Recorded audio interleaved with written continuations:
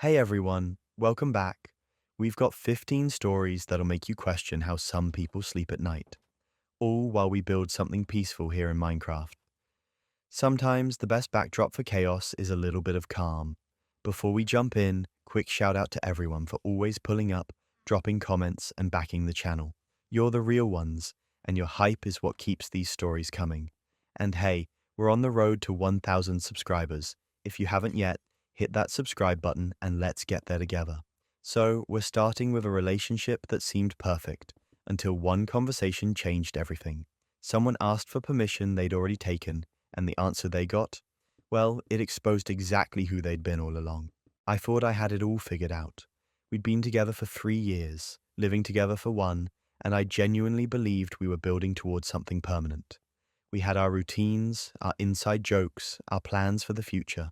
I wasn't naive enough to think relationships were perfect, but ours felt solid, stable, safe. Then, one Tuesday evening, my partner asked if we could talk after dinner. No big deal, I thought. Maybe they wanted to plan a vacation or discuss switching internet providers or something equally mundane. I was not prepared for what came next. They pulled out their laptop, opened a PowerPoint presentation, and I just sat there staring at the title slide. It read, Exploring Ethical Non-Monogamy, A Path Forward for Us. There were bullet points, there were cited sources, there was a slide dedicated to common misconceptions, and another one outlining a proposed timeline for opening our relationship. I didn't know whether to laugh or walk out. They'd clearly spent weeks, maybe months, preparing this. They talked about communication styles, boundaries, compersion, all these terms I'd never heard before. They had statistics about relationship satisfaction and testimonials from polyamorous couples. It was thorough, it was organized, it was absolutely insane. When they finally stopped talking and looked at me expectantly, I asked the only question that mattered. Is there someone else? They looked offended, genuinely offended. They said this wasn't about anyone else, it was about growth and exploration and not limiting our capacity for love. They said monogamy was a social construct, and they'd been doing a lot of self-reflection and they just wanted us to be honest about our needs. I told them I wasn't interested. I said I appreciated them being upfront, but polyamory wasn't something I wanted, and I thought we were on the same page about being exclusive. I wasn't angry, not yet. I was just confused and trying to process what was happening. That's when their tone shifted. Suddenly, I was closed-minded. I was being controlling. I wasn't willing to grow or challenge societal norms. They said they'd been afraid to bring this up because they knew I'd react this way, which apparently proved I wasn't as open and accepting as I claimed to be. The conversation went in circles for over an hour before I finally said I needed space to think. The next few days were tense. We barely spoke. They slept on the couch. I kept replaying the conversation in my head, wondering if I was being unreasonable. Maybe I was too rigid. Maybe I should at least consider it. But every time I tried to imagine being okay with my partner, dating other people, I felt sick. Then I started noticing things. They were suddenly working late almost every night. They'd come home at 9 or 10, sometimes later, always with an excuse about a project or a deadline. Their phone was glued to their hand, and they'd started taking calls in the other room. When I asked about work, they'd give vague answers and change the subject. I'm not proud of what I did next, but I was desperate for answers. We'd always shared our locations with each other. It started as a safety thing, but we'd never turned it off. I opened the app one night while they were supposedly working late and saw they weren't at the office. They were at an apartment complex across town. I checked the history. They'd been going to that same address almost every day for the past 3 weeks. My hands were shaking. I waited up until they got home just after 11. They looked surprised to see me still awake. I asked how work was, and they launched into some story about a client meeting that ran long. I let them finish, then I asked who lived at the address they'd been visiting every night for 3 weeks. The color drained from their face. Then came the anger. How dare I track their location? How dare I violate their privacy? How dare I not trust them? They said I was proving exactly why our relationship was toxic and suffocating. They accused me of being controlling and paranoid and invasive. I just stared at them. Who is it? They finally admitted there was someone they'd been seeing. Just casually. Nothing serious. They'd met a few months ago and had been getting to know each other. They insisted nothing physical had happened yet because they wanted to do this ethically, which is why they'd prepared the whole presentation. They'd been waiting for my permission to make it official. Here's where it gets absurd. They genuinely thought they'd done nothing wrong. In their mind, they'd been responsible and communicative by preparing a PowerPoint before sleeping with someone else. The fact that they'd already been emotionally involved with this person for months, that they'd been lying about where they were every night, that they'd literally been auditioning my replacement while we were still together, none of that registered as a betrayal. Because they hadn't technically had sex yet, they thought they were being ethical. I told them to pack their things and get out. They refused. They said it was their apartment too. They paid half the rent, and they weren't leaving just because I couldn't handle an adult conversation about relationship structures. We fought for another hour before they finally grabbed some clothes and left. They went to stay with the person from the apartment complex, naturally. The next morning, I started getting messages from our mutual friends. Concerned messages asking if I was okay, if I needed to talk, if there was anything they could do to help me through this difficult time. I was confused until someone finally sent me a screenshot. My ex had posted in our friend group chat a long, heartfelt message about how they'd tried to have an honest conversation with me about opening our relationship, and I'd reacted with anger and control, how they'd been walking on eggshells for years, afraid to express their true needs, how I'd been monitoring their location and accusing them of cheating just because they'd made a new friend, how I'd kicked them out in the middle of the night and refused to even discuss things rationally. They'd positioned themselves as the victim, the brave person trying to live authentically, being punished by their controlling, emotionally abusive partner who couldn't handle the idea of them having autonomy. I was livid. I screenshot our entire conversation, including the part where they admitted to seeing someone else for months. I sent it to the group chat with a simple message. Here's the actual story. Some people apologized immediately. Others went quiet. A few accused me of airing private business and said I should have handled it privately instead of embarrassing my ex publicly. Those people got removed from my contacts pretty quickly. The relationship was over, but the fallout wasn't. My ex kept reaching out, sometimes apologetic, sometimes defensive. They'd say they missed me and made a mistake, then in the next breath justify everything they'd done. They wanted to stay friends. They wanted closure. They wanted me to understand their perspective. I blocked them everywhere. I got a new phone number. I told our landlord I'd be moving out at the end of the lease. And I started therapy to unpack the whole mess. Looking back, the PowerPoint wasn't the moment everything fell apart. It was just the moment I finally saw what had been happening all along. The presentation was their way of retroactively justifying something they'd already decided to do. They'd found someone else, started building a relationship with them, and then come to me with a polished pitch about ethical non-monogamy to make themselves feel better about the lying. The worst part wasn't even the cheating. It was the gaslighting, the way they tried to convince me and everyone we knew that I was the problem, that my boundary was actually control, that my hurt was actually close-mindedness. They rewrote the entire narrative to make themselves the hero and me the villain, and some people actually believed it. If you've made it this far into the chaos, you're as addicted to Reddit drama as I am.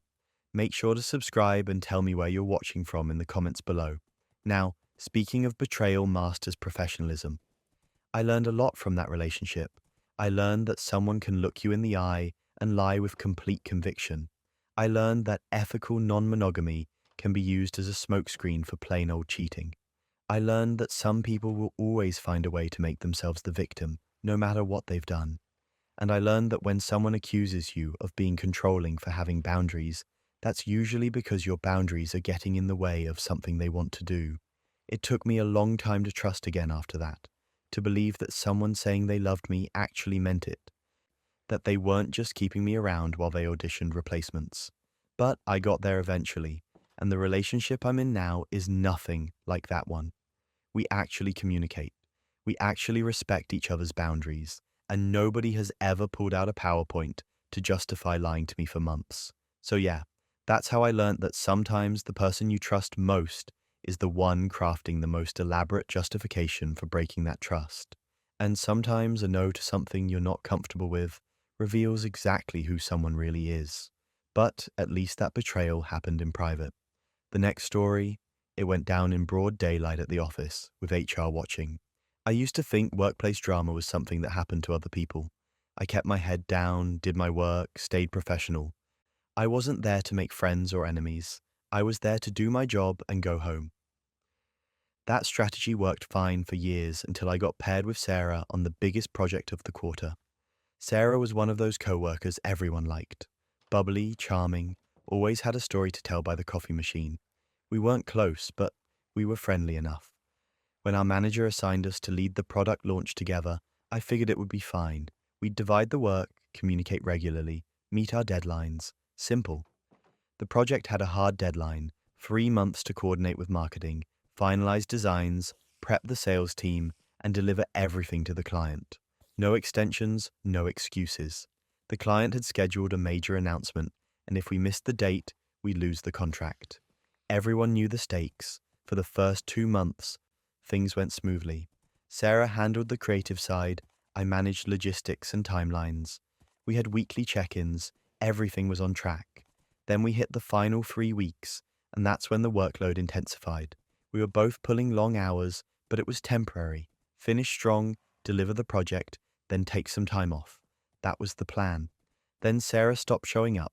First day, she sent a message to our team chat at 6 in the morning. Feeling really sick, won't be able to make it in today. Sorry. No problem. People get sick. I redistributed her tasks for the day and kept moving. Second day, same message. Still under the weather, trying to rest up. I texted her asking if she needed anything, if there was something I could cover for her. No response. Third day, nothing. No message, no call, no explanation. Just radio silence. Our manager pulled me into her office and asked if I'd heard from Sarah.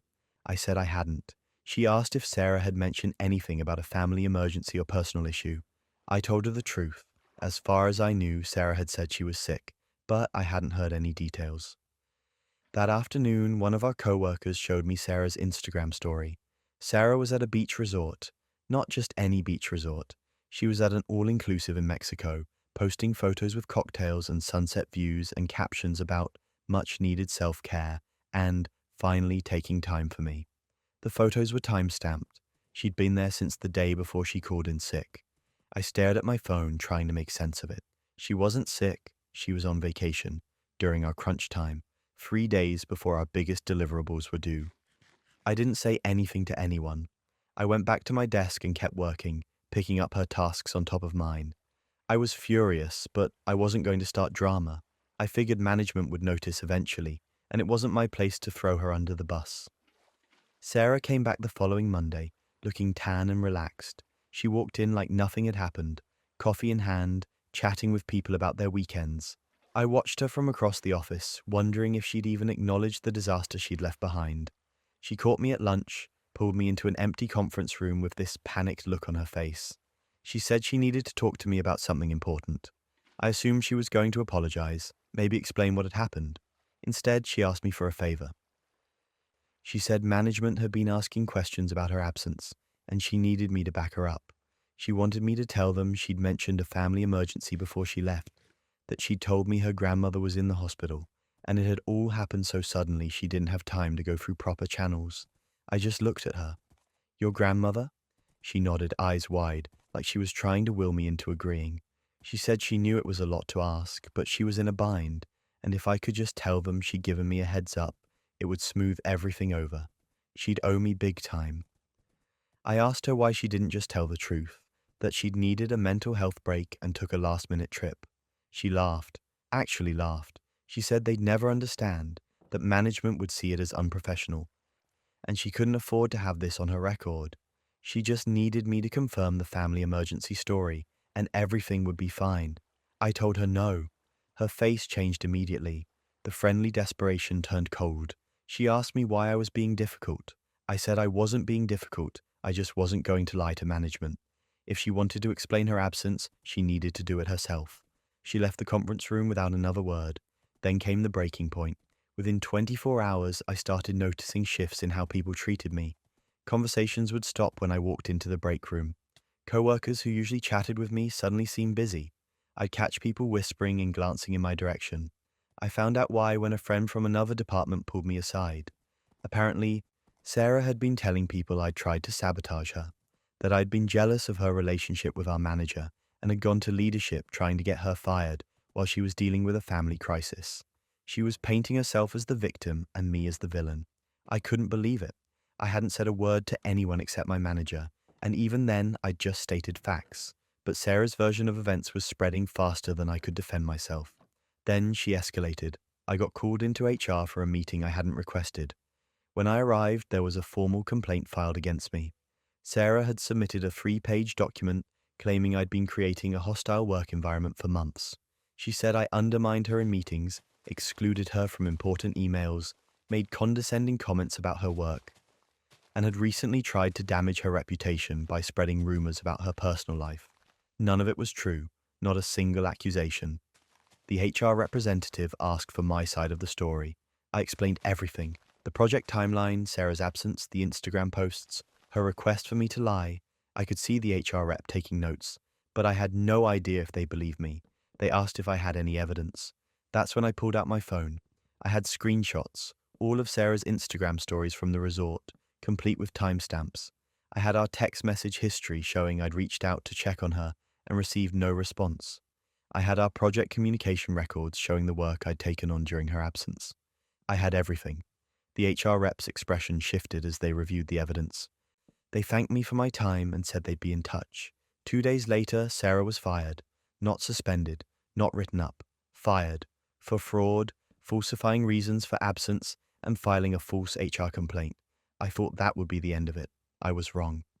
Sarah sent a department-wide email before she left the building. It was unhinged. She called me a snake, a backstabber, someone who'd betrayed her trust and destroyed her career out of petty jealousy. She said I'd weaponized her personal struggles against her and that everyone should know what kind of person I really was. The email was deleted by IT within minutes, but the damage was done. Half my team had already seen it, and here's the thing: some people believed her. Even with all the evidence, even with HR siding with me, there were co-workers who decided I was the bad guy. They thought I should have covered for her, that I should have been a team player, that turning her in was a betrayal, regardless of what she'd done. I lost friendships over it. People I'd worked with for years stopped inviting me to lunch. Group chats went quiet when I joined. I'd become the person who got someone fired, and that reputation stuck. The irony is almost comical. She lied, went on vacation during crunch time, tried to manipulate me into covering for her, launched a smear campaign when I refused, filed a false HR complaint, and somehow I'm the one half the office won't talk to. I stayed at the company for another 6 months before transferring to a different department. I couldn't handle the cold shoulders and whispered conversations anymore. My new team doesn't know the story, and I prefer it that way. I don't regret refusing to lie for her. I don't regret telling the truth to HR, but I did learn something. Sometimes doing the right thing doesn't win you any friends. Sometimes people will choose the comfortable lie over the uncomfortable truth. And sometimes protecting yourself means accepting that not everyone will understand why you had to. Sarah updated her LinkedIn a few months later with a new job. The post was full of buzzwords about resilience and growth and moving forward from toxic environments. I didn't comment. I just blocked her and moved on. At least I still had a roof over my head. The person in our next story, they came home to find their keys didn't work anymore. I had a completely normal Tuesday. Woke up at 6:30, made coffee, kissed my partner goodbye before they left for their morning jog, and headed to work for what I thought would be a standard 8-hour shift. I remember texting them during lunch, asking what they wanted for dinner. They said they'd pick something up on the way home. Everything was fine. Everything was normal. I got home around 6, unlocked the door, and immediately knew something was wrong. The apartment felt different, lighter, echoey. I walked into the living room and just stood there trying to process what I was seeing. The couch was still there, the coffee table was still there, but the TV was gone. The bookshelf was gone. All the decorative stuff we'd collected over 2 years, the throw pillows, the plants, the framed photos on the walls, all of it just vanished. I walked into the bedroom and found half the closet empty. Their dresser drawers were cleaned out. The bathroom had gaps where their toiletries used to be. I pulled out my phone and called them. Straight to voicemail. I texted asking what was going on. No response. I called again. Voicemail. I started opening drawers and cabinets, taking inventory of what was missing. They'd taken the kitchen table, the good pots and pans, the espresso machine we'd bought together last Christmas. They'd even taken the shower curtain, which felt almost petty. Then I saw the stack of papers on the counter. Bills. So many bills. The electricity bill in my name, 2 months overdue. The water bill, also overdue. The internet bill, and underneath those, a pile of credit card statements I'd never seen before. 3 different cards, all in my name, all with balances in the thousands. I didn't open those accounts, I didn't make those charges. But there they were, with my name on them, and suddenly I understood why my credit score had tanked 6 months ago. I called them 15 more times that night. Every single call went to voicemail. I sent texts that went unread. I checked their social media and found I'd been blocked on everything. I sat on the floor of our half-empty living room until almost midnight, just staring at my phone, waiting for some kind of explanation. The next morning, I called my landlord to ask if they'd seen anything. That's when I got the first real piece of information. My landlord told me my partner had contacted them 3 months ago, asking to be removed from the lease. They'd claimed they were moving for work and wanted to make sure I could handle the rent on my own before they left. The landlord had said no because we'd both signed a year lease and we were only 7 months in. My partner would need my written consent to be removed early, or they'd have to keep paying their half until the lease ended. I felt sick. 3 months. They'd been planning this for 3 months and I had no idea. But that wasn't even the worst part. I finally got a response that afternoon. A text that said, "I need space. I haven't been happy for a while. I think it's better if we don't talk right now." That was it. No apology. No explanation for the missing furniture or the bills or the credit cards. Just a vague statement about needing space, like they'd gone on a weekend trip instead of completely abandoning our life together. I responded asking about the bills, asking about the credit cards in my name, asking when they'd planned to tell me they were leaving. The message showed as read, but they didn't respond. 2 days later, I got a call from a debt collector asking about one of the credit cards. Apparently, it hadn't been paid in 4 months and they were trying to locate the account holder. I told them I didn't open that account. They told me my signature was on the application, and if I believed it was fraud, I'd need to file a police report. I hung up and immediately checked my credit report. There were 3 cards I'd never applied for, all opened within the last year, all maxed out. Total damage, almost $12,000. I called my ex again. This time they actually picked up. I asked point blank if they'd opened credit cards in my name. They said we were partners and they'd needed help with some expenses and they'd always planned to pay it back. I asked why they didn't just ask me. They said I would have said no. They said they were going to handle it before they left, but things moved faster than expected. I asked what that meant. They said they'd signed a lease on a new place 2 weeks ago, and the timing just worked out to move now. They'd been packing gradually, taking things to the new apartment bit by bit so I wouldn't notice. They'd planned the final move for a day they knew I'd be at work for a full shift. Military precision, just like I said. I asked about splitting the bills and the rent. They said they couldn't afford it. They said their new place was expensive and they were starting fresh, and they didn't have room in their budget to pay for 2 places. I pointed out that their name was still on the lease, that we'd signed it together, that they were legally obligated. They said they'd already talked to a lawyer, and as long as they didn't formally break the lease, they just had to wait it out. The lawyer apparently told them that if they simply stopped paying, the worst that would happen is it would hurt their credit, which they were fine with because they'd already secured their new apartment. The audacity of it all was genuinely impressive in the worst possible way. I asked about the credit cards again. They got defensive. They said I was being unreasonable and making this harder than it needed to be. They said they'd pay me back eventually, but right now they needed to focus on their own stability. Then they said the thing that really made my blood boil. They said they'd been unhappy for months and I should have noticed, and maybe if I'd been more attentive, they wouldn't have needed to leave like this. So somehow, in their mind, this was partially my fault. The secret planning, the stolen furniture, the identity fraud, all of it could have been avoided if only I'd been a better partner and magically intuited that they were unhappy despite them never saying a single word about it. I hung up. I didn't yell. I didn't cry. I just hung up and sat there trying to figure out my next move. Here's where it gets absurd. I reported the credit card fraud to the police. I filed disputes with all 3 credit card companies. I started the process of proving I didn't open those accounts, which meant getting a lawyer of my own, which meant spending money I didn't have. I called the landlord and explained the situation. They were sympathetic but firm. Both names were on the lease. If the rent didn't get paid in full, we'd both be evicted, and it would hurt both our records. They suggested I find a roommate, or consider breaking the lease myself and paying the penalty. I couldn't afford to break the lease. The penalty was 3 months' rent. I couldn't afford to pay double rent while the credit card companies investigated the fraud. I was stuck, completely stuck. Meanwhile, my ex was posting on social media about their fresh start, pictures of their new apartment with captions about new beginnings and leaving toxic situations behind. They'd reframed the entire thing as them escaping something bad, as if I'd been the problem and they were the brave one for finally getting out. Mutual friends were liking the posts, commenting supportive things. Nobody knew the full story because I wasn't about to air everything publicly, but watching them get sympathy and encouragement while I was drowning in bills they'd left behind made me want to scream. I sent one final message. I told them I'd reported the credit card fraud and they'd be hearing from the police. I told them I'd be taking them to small claims court for their half of the remaining rent and utilities.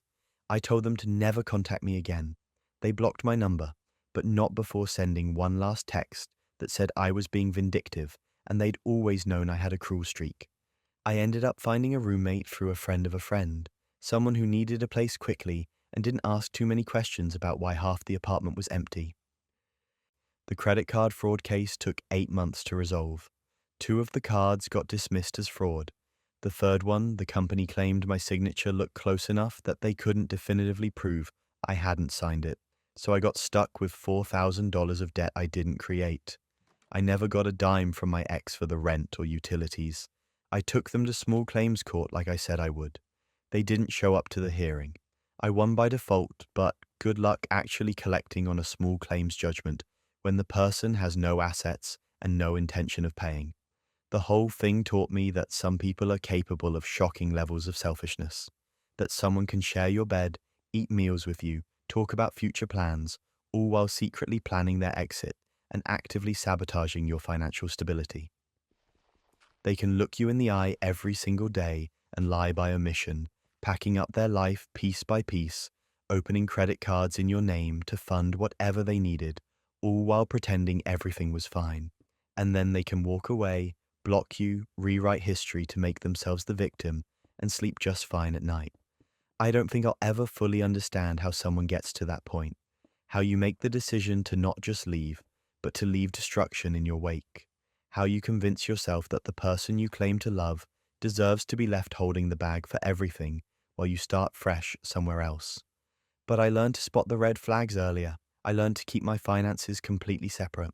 I learned that when someone shows you who they are through their actions, believe them the first time. And I learned that sometimes the person sleeping next to you is already gone, just waiting for the right moment to make it official. Money has a way of revealing who people really are, and sometimes it reveals something even darker than greed. I never thought I'd be the person funding someone else's entire college education, but life doesn't really ask permission before it rewrites your plans. Our parents died in a car accident when I was 23, and my brother was 17. One day we were a normal family arguing about whose turn it was to do the dishes, and the next day we were orphans trying to figure out how to pay for a funeral we couldn't afford. The life insurance barely covered the burial costs and outstanding debts. There was no college fund, no safety net, just me and my brother, and a whole lot of uncertainty. He was a junior in high school, good grades, big dreams of going to a university out of state. Before the accident, our parents had been so proud. They'd talk about his future like it was this guaranteed thing, like of course he'd go to college and of course they'd figure out how to pay for it. I couldn't let that dream die with them. So I made a decision. I'd put him through school. I had a decent job in marketing, nothing fancy, but stable. I picked up a second job bartending on weekends. I moved into a smaller apartment. I stopped going out, stopped taking vacations, stopped buying anything that wasn't absolutely necessary. Every dollar I could spare went into an account for his education. He got accepted to his dream school. I'll never forget the look on his face when he opened that acceptance letter. It was the first time I'd seen him genuinely smile since the funeral. He was worried about affording it, and I told him not to think about money. I told him I'd handle it. That's what family does. For 4 years, I paid his tuition. I covered his dorm fees, his meal plan, his textbooks. When he called saying he needed a new laptop because his old one died, I sent the money. When his friends were going to Miami for spring break and he felt left out, I covered that too. When he wanted to join a fraternity, I paid the dues. I never said no. I never made him feel bad about asking. I wanted him to have the full college experience, the one our parents would have wanted for him. We'd talk on the phone every week. He'd tell me about his classes, his friends, his internships. I'd tell him about work, about the neighborhood, about nothing much because my life had become pretty small. Everything revolved around making sure he had enough. But I didn't mind. He was my little brother. He was all the family I had left. I went to his graduation, drove 6 hours, took the day off from both jobs, sat in the audience crying like a proud parent while he walked across that stage. We took pictures together afterward. He seemed happy, grateful. He hugged me and said he couldn't have done it without me. I believed him. That was on a Saturday. By Wednesday, he'd stopped responding to my texts. At first, I thought he was just busy, moving out of his dorm, celebrating with friends, dealing with post-graduation chaos. But days turned into weeks. Calls went to voicemail, messages sat on read. I started to worry something was wrong. Maybe he was hurt or sick or in some kind of trouble. I finally got through to him after 2 weeks of radio silence. He answered the phone sounding annoyed like I was bothering him. I asked if everything was okay, if he needed anything, why he'd been ignoring me. There was this long pause and then he said we needed to talk. He told me that being around me made him feel guilty, that every conversation reminded him of how much he owed me, that he needed to move forward with his life without constant reminders of charity. He said he appreciated everything I'd done, but he needed space to become his own person, and that person couldn't be built in the shadow of debt and obligation. I was so stunned I couldn't even form words. I tried to tell him I'd never held anything over his head, that I'd never expected repayment, that I did it because I loved him. He cut me off. He said that was exactly the problem. The love came with strings, with expectations, with this weight of gratitude he couldn't carry anymore. Then came the breaking point. He said he was blocking my number and my social media. He said he needed a clean break to establish himself without feeling like he owed anyone anything. He said maybe someday in the future we could reconnect, but for now this was what he needed to do for his mental health. And then he hung up. I sat there holding my phone, staring at the screen, waiting for him to call back and say he didn't mean it. He didn't. Within an hour, I was blocked everywhere. Instagram, Facebook, his phone number, even LinkedIn. It was like I'd been erased. I cried for days. I didn't understand. I kept replaying every conversation we'd ever had, looking for signs I'd missed, moments where I'd made him feel small or indebted. I came up empty. I'd been careful never to throw the money in his face, never to make him feel like he owed me. I genuinely thought we were close. $80,000, 4 years of working myself to exhaustion. Weekends I could have spent living my own life. Relationships I didn't pursue because I didn't have time. Opportunities I passed up because I couldn't afford them. All of it for someone who couldn't stand to be reminded I existed. I tried reaching out through mutual relatives. His response, delivered through our aunt, was that he'd asked for space and I needed to respect that. Like I was some creepy ex he'd dumped, not the person who'd sacrificed everything so he could have a future. 6 months went by. 6 months of silence and confusion and grief that felt uncomfortably similar to losing our parents all over again. I threw myself into work, tried to rebuild the life I'd put on hold, started going to therapy to process the rejection that made no sense no matter how many times I turned it over in my mind. Then one night I was scrolling Instagram, not even thinking about him, and his profile popped up on my Explore page. He must have unblocked me or made something public, I don't know. But there it was, a long post with a photo of him in a cap and gown, holding his diploma. The caption was a gratitude essay, thanking his professors who believed in him, thanking his friends who supported him, thanking the university for the opportunities, thanking everyone who'd been part of his journey and helped him get to where he was. Detailed, heartfelt, naming specific people. My name wasn't there, not once, not even a vague and everyone else who helped along the way, just a comprehensive thank you list that somehow forgot the person who'd funded the entire experience. The comments were full of people congratulating him, telling him how inspiring his journey was, how proud they were. I felt sick. I screenshot it, not even sure why, just needing proof that this was real. That should have been the end of it, but it wasn't. A few weeks later, I ran into a cousin at a grocery store. We chatted for a bit and she asked in this very careful way how I was doing. I said I was fine, and she gave me this sympathetic look that made my stomach drop. She said she was glad I was doing better, that family stuff was always hard, and that she hoped my brother and I could eventually work things out. I asked what she meant. She looked uncomfortable, said she probably shouldn't say anything. I pressed and she finally admitted that my brother had been telling people I'd made his college years miserable by constantly holding the financial support over his head, that I'd made him feel like a burden and guilty for accepting help, that he'd tried to maintain a relationship with me out of obligation, but finally had to cut ties for his own well-being. The story he was telling made me the villain, the controlling older sibling who'd used money as a weapon and emotional manipulation as a tool, and people believed him because why wouldn't they? He was the grieving kid who'd lost his parents and persevered. I was just the person claiming to have helped. I showed my cousin the bank statements. 4 years of tuition payments, dorm fees, living expenses, all of it.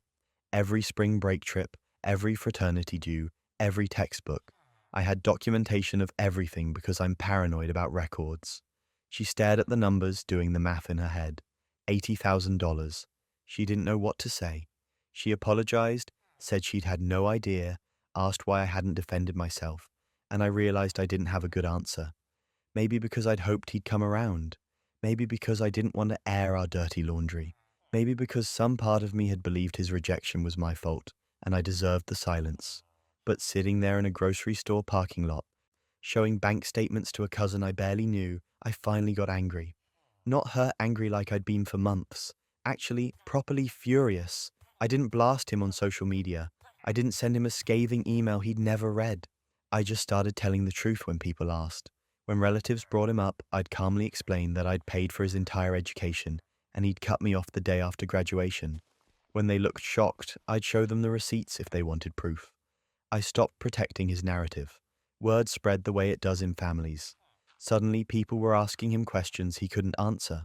Why his story didn't match the financial records. Why someone would give up 4 years of their life to help him if they were so terrible. His story started falling apart under the weight of basic math. I heard through the grapevine that he was upset I was spreading lies about him, that I was trying to ruin his reputation. The same cousin called me, said he'd reached out to her asking her to talk to me, to get me to stop telling people he was ungrateful. I laughed, actually laughed out loud.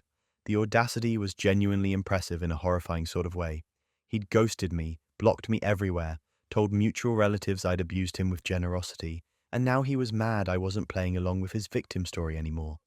I never got an apology, never got an explanation that made sense.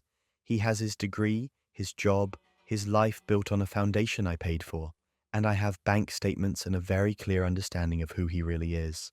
The weirdest part is sometimes I still miss him, not the person he turned out to be, but the kid I thought I was helping. The little brother who needed me after our parents died. That person maybe never existed, or maybe he got lost somewhere between freshman orientation and graduation day. Either way, he's gone. Family can break your heart, but co-workers, they can break your entire future with just one lie. I'd been with the company for 8 years, started as a junior analyst, worked my way up to department manager, built a solid reputation for being thorough and reliable. I wasn't the most charismatic person in the office, but I was the one people trusted with the details, the one who triple-checked everything, the one who kept meticulous records because I'd seen too many projects fall apart over missing documentation. My boss, David, had been there about 3 years. He'd been brought in from outside to modernize our processes, and he had that kind of corporate charm that made executives love him. Smooth talker, always knew the right buzzwords, great at taking credit for team successes. We had a professional relationship, not warm but functional. I did my job, he did his, and we mostly stayed out of each other's way.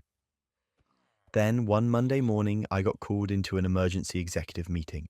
No context, no warning, Just a message from David's assistant saying I needed to be in the boardroom in 15 minutes. I grabbed my laptop and headed up, figuring it was some kind of urgent client situation. I walked into a room full of serious faces: the CEO, the CFO, the head of HR, our legal counsel, and David. Nobody made eye contact with me except David, who had this grim expression that I couldn't quite read. The CFO pulled up a spreadsheet and asked if I recognized it. It was our department budget tracker, something I reviewed every week. I said yes. Then he pointed to a series of transactions, all flagged in red. $50,000 in expenses that didn't match any approved projects. All of them processed in the last quarter. All of them with my digital signature on the approval forms. I stared at the screen, completely confused. I didn't recognize half these transactions. Consulting fees for companies I'd never heard of. Service contracts I'd never authorized. Equipment purchases we didn't need. And apparently I'd signed off on all of it. I started to say I didn't approve these, but David cut me off. He said he'd been reviewing the budget and noticed the discrepancies himself. He'd tried to give me the benefit of the doubt, thinking maybe I'd made some errors, but when he looked deeper, he found a pattern. Money being funneled to outside vendors, processed quickly, and buried in the monthly reports where most people wouldn't notice. The CFO asked if I had an explanation. I said I didn't sign these documents. Someone had to have forged my signature. David pulled up another file, emails, supposedly from me, coordinating with the finance team to fast-track these payments. Requests to keep certain transactions off the weekly summaries. Instructions to process invoices without the usual verification steps. I felt the room turning against me in real time. These emails looked legitimate. They had my name, my email address, my typical phrasing, but I didn't write them. I'd never seen them before. HR asked if I understood the severity of what I was being accused of: potential fraud, embezzlement, misuse of company funds. They said I was being suspended immediately, effective now, while they conducted a full investigation. I needed to hand over my laptop, my access card, all company property. Security would escort me out. I tried to defend myself, but every word sounded weak. I didn't do this. Someone set me up. I'm being framed. All the things a guilty person would say when caught. David just sat there looking disappointed, like he'd expected better from me. I got walked out of the building by security at 10 in the morning. Colleagues watched from their desks as I carried a box of personal items through the office. By lunch, everyone knew. The manager who'd been caught stealing $50,000. The trusted employee who'd betrayed the company. My phone started blowing up. Friends asking if it was true. Former co-workers saying they couldn't believe it. My parents calling, worried and confused. I didn't know what to tell anyone because I didn't understand what had happened. I spent the next week in a fog. The company hired a forensic accountant to trace the money. HR interviewed everyone in my department. I got a lawyer who specialized in employment disputes, and he told me this looked bad. Really bad. The evidence was strong, and unless I could prove someone else had access to my accounts, I was probably going to face criminal charges. That's when I remembered something.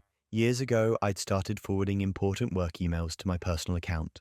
Not company secrets or anything sensitive, just the stuff I might need if I ever changed jobs or needed to reference a conversation.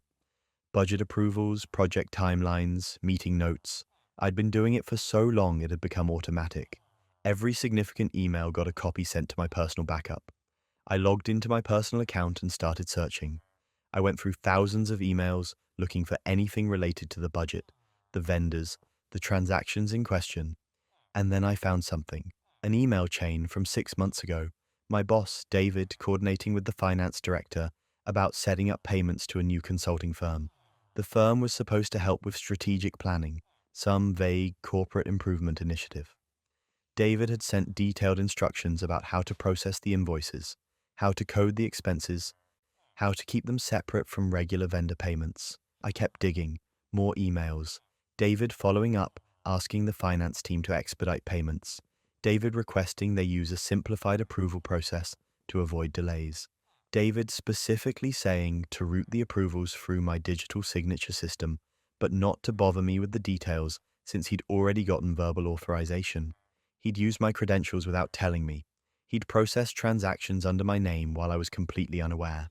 And then, when the discrepancy got noticed, he'd deleted every trace of his involvement from the company server and pointed all the evidence at me. But that wasn't even the worst part. I found an email from the consulting company itself, a reply to one of David's messages sent from a generic Gmail address. The person thanked David for setting up the contract and confirmed the payment schedule. They signed off with initials that matched David's middle and last name. The consulting company didn't exist. David had created a fake vendor, processed payments to himself through my authorization system, and when it finally got noticed, he'd staged the whole thing to make me look guilty. I screenshot everything, every email, every timestamp, every piece of evidence showing David's involvement and my complete absence from the actual decisions. I sent it all to my lawyer. He looked through it for 2 hours and then called me back with a tone I hadn't heard from him before. Relief mixed with anger. He said this was ironclad. The timestamps proved David had orchestrated everything.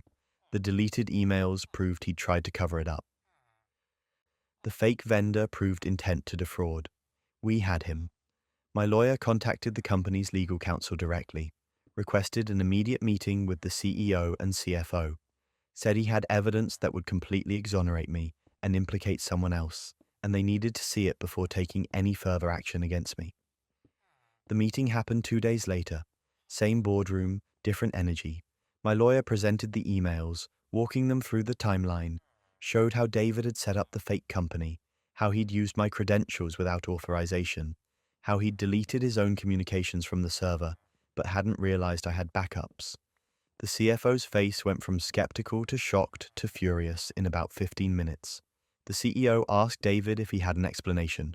David tried to bluff, said the emails were fabricated, that I must have created them to cover my tracks. My lawyer pulled up the metadata, the original timestamps, the server logs showing when David had deleted files from the company system.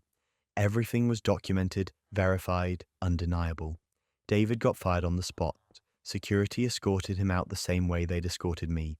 The company issued an internal memo clearing my name, apologizing for the error, and announcing they were cooperating with law enforcement in a criminal investigation. I got my job back, full reinstatement, back pay for the suspension, and a formal apology from the executive team.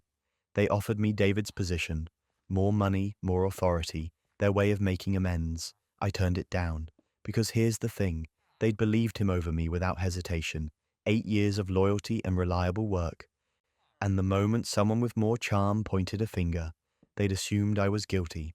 They'd suspended me, humiliated me, let my reputation get destroyed, all without even considering that maybe the evidence had been manufactured. The trust was gone, not my trust in them, though that was definitely dead, but their trust in me. Even with the exoneration, even with proof that David had framed me, I could see it in their eyes during meetings. A flicker of doubt, a hesitation that hadn't been there before. Once you've been accused of something like that, you never fully shake it. I stayed long enough to help with the transition and the investigation. David ended up pleading guilty to fraud and embezzlement. Got 3 years and restitution requirements he'll probably never be able to pay. The company recovered most of the money, but not all of it, and I found a new job at a competitor, one that actually verified claims before destroying someone's career. The whole experience taught me that documentation saves lives. If I hadn't been paranoid enough to back up those emails, I'd probably be in prison right now. It taught me that charm and competence aren't the same thing, and companies often can't tell the difference. And it taught me that some betrayals are so calculated, so thoroughly planned, that the only defense is being more careful than the person trying to destroy you. I still keep backups of everything. Every email, every approval, every conversation that might matter later. People think it's paranoia. I think it's survival. Sometimes the evidence finds you when you least expect it. Like when you accidentally get added to the wrong group chat. I was making dinner on a Wednesday evening when my phone started buzzing non-stop. Group chat notifications. I glanced down and saw it was a family thing, which was weird because we didn't really do group chats. Usually communication happened in scattered text threads or the occasional email from my mum about holiday plans. The chat was called Family Updates, and it had basically everyone. My parents, my sister, my Aunt Karen who'd created it, my uncle, a few cousins. I figured maybe someone had news to share or they were planning something. I opened it while stirring pasta, just casually checking what was going on. The first message I saw was from my mum. Finally got them to take the kids for the weekend. I swear, every time she asks us to watch them, I want to say no. But then I feel guilty. It's like we're running a free daycare service. I stopped stirring. Read it again. Them. She. She was talking about me. My dad's response came through. You volunteered last time, remember? She didn't even ask. You offered and now you're complaining about it. My mum again. I offered because I felt like I had to. She looked so stressed and I didn't want to seem like the kind of grandparents who don't help. But it's every other weekend now. We had plans. My hands went numb. They'd watched my kids 3 times in the past 2 months. 3 times I'd asked, apologetically, if they were available. 3 times they'd said yes with smiles and hugs and, of course, sweetie, any time. Not once did they mention having other plans or feeling put out. I should have closed the chat right then. I should have said something immediately, but I just kept reading, frozen in my kitchen with pasta water starting to boil over. My sister jumped in. Honestly, she's been exhausting lately. Every conversation is either her complaining about being tired or asking for something. I love her, but she's so needy right now. My uncle. Did you see her Facebook post about date night being cancelled? Trouble in paradise. I give the marriage 2 more years, tops, someone else. That's generous. I saw them at Easter and they barely spoke to each other. My aunt, the one who'd created the chat. Okay, so about Grandma's party. I think we need to talk about the invite list. My mom. If you're about to say what I think you're about to say, I agree. My aunt. She's going to make it about herself. You know she will. Grandma's 80th birthday should be about Grandma, not about whatever crisis or drama is happening that week. Remember Thanksgiving? My sister. Oh God, Thanksgiving. She monopolized the entire conversation talking about her job stress. Grandma barely got to speak. I genuinely thought this couldn't get worse. I was wrong, my uncle. So we just don't invite her? Is that what we're doing? My aunt. I think it's better for everyone. Smaller gathering, just the people who can be present and not make it about themselves. We'll tell her we're keeping it intimate, immediate family only. My mom. I'm immediate family and so is she. My aunt. You know what I mean. Just tell her it's a small thing. Dinner only, very low key. She doesn't need to know the real plan. My dad. This feels wrong. My aunt. It's one party, for Grandma. We can deal with the fallout later if we need to. My sister. I think it's the right call. Just this once, let's have a family event that's actually peaceful. I watched the little dots appear and disappear as people typed and deleted messages. My cousin Hannah sent a thumbs up emoji. Another cousin wrote, makes sense to me. One by one, my family agreed to exclude me from my own grandmother's birthday party and lie to me about why. The pasta water boiled over. I didn't move. I just stood there watching my phone as my family casually discussed how exhausting and dramatic and self-centered I was, how my marriage was failing, how they felt obligated to help me, but resented every second of it. 20 minutes. That's how long I was in that chat before someone noticed. My cousin Tyler sent a message in all caps. Wait, is that the right Sarah in here? The chat went silent. Completely dead silent. I could practically feel the panic through the screen. Then my aunt. Oh no, oh God. Sarah, I'm so sorry. This was supposed to be Sarah M., not you. I added the wrong contact. I didn't respond. I took screenshots. Every single message, every casual insult, every lie they'd agreed to tell me, every piece of evidence that the people I loved and trusted had been talking about me like I was a burden they all wished they could get rid of. My phone started ringing. My aunt. I didn't answer. My mum called. Declined. Text messages started flooding in. Individual ones now that the group chat had gone quiet. Please call me. This is all out of context. We were just venting. Everyone vents about family sometimes. You know we love you, right? This doesn't mean anything. Please don't take this the wrong way. We were having a hard day. My sister sent a voice memo. I deleted it without listening. My dad sent a long text about how family is complicated and people say things they don't mean when they're stressed. My uncle said it was just dark humor and I was taking it too seriously. But that wasn't even the worst part. The worst part was my aunt's follow-up message. The one where she said, I'm deleting the chat now so there's no permanent record. Let's just forget this happened and move on.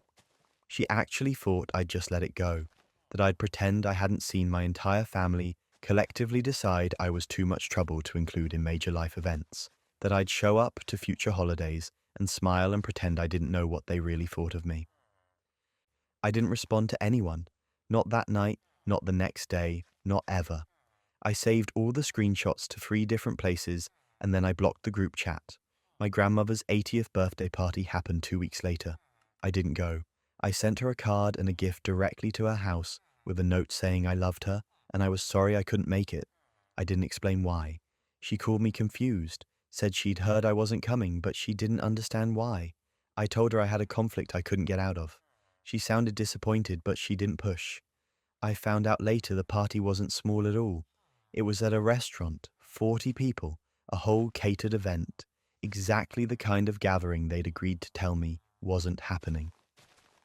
My mom showed up at my house 3 days after the party, unannounced, letting herself in with the key I'd given her for emergencies. She wanted to talk. She said this had gone on long enough and we needed to work through it like adults. I asked her to leave.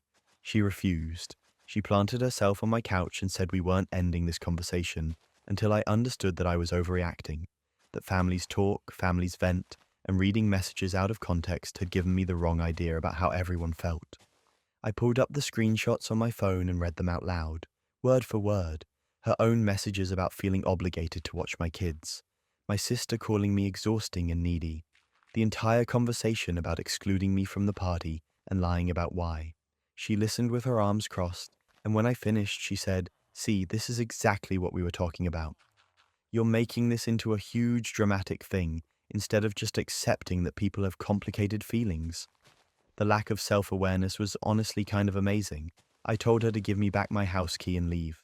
She started crying, said I was tearing the family apart over nothing, that I was being cruel and unreasonable, that I was proving everything they'd said about me being difficult and exhausting. I didn't argue. I just held out my hand for the key. She eventually gave it to me and left, slamming the door hard enough to rattle the frame. My sister tried a different approach. She sent me a long email about how hurt she was that I was freezing everyone out, how she'd always been there for me, and this was how I repaid her, how I was punishing the whole family because my feelings got hurt. She said she'd apologized, everyone had apologized, and my refusal to accept those apologies was childish. I didn't respond to the email. I changed my number a week later and didn't give the new one to any of them. Here's the thing nobody seemed to understand. It wasn't about the venting. People do vent about family. I got that. It was the systematic lying, the volunteering to help me and then complaining about it behind my back, the planning to exclude me and coaching each other on what lie to tell. The consensus that I was the problem, that I made everything about myself, that my presence at family events was something to be managed and minimized. It was the fact that every smile, every, "Of course we'll watch the kids," every, "We're here for you," had apparently been a performance. And when I accidentally saw behind the curtain, their concern wasn't that they'd hurt me, it was that they'd been caught. The screenshots sat in my phone for months. I never posted them publicly, never sent them to extended family to defend myself. Part of me wanted everyone to see exactly what had been said.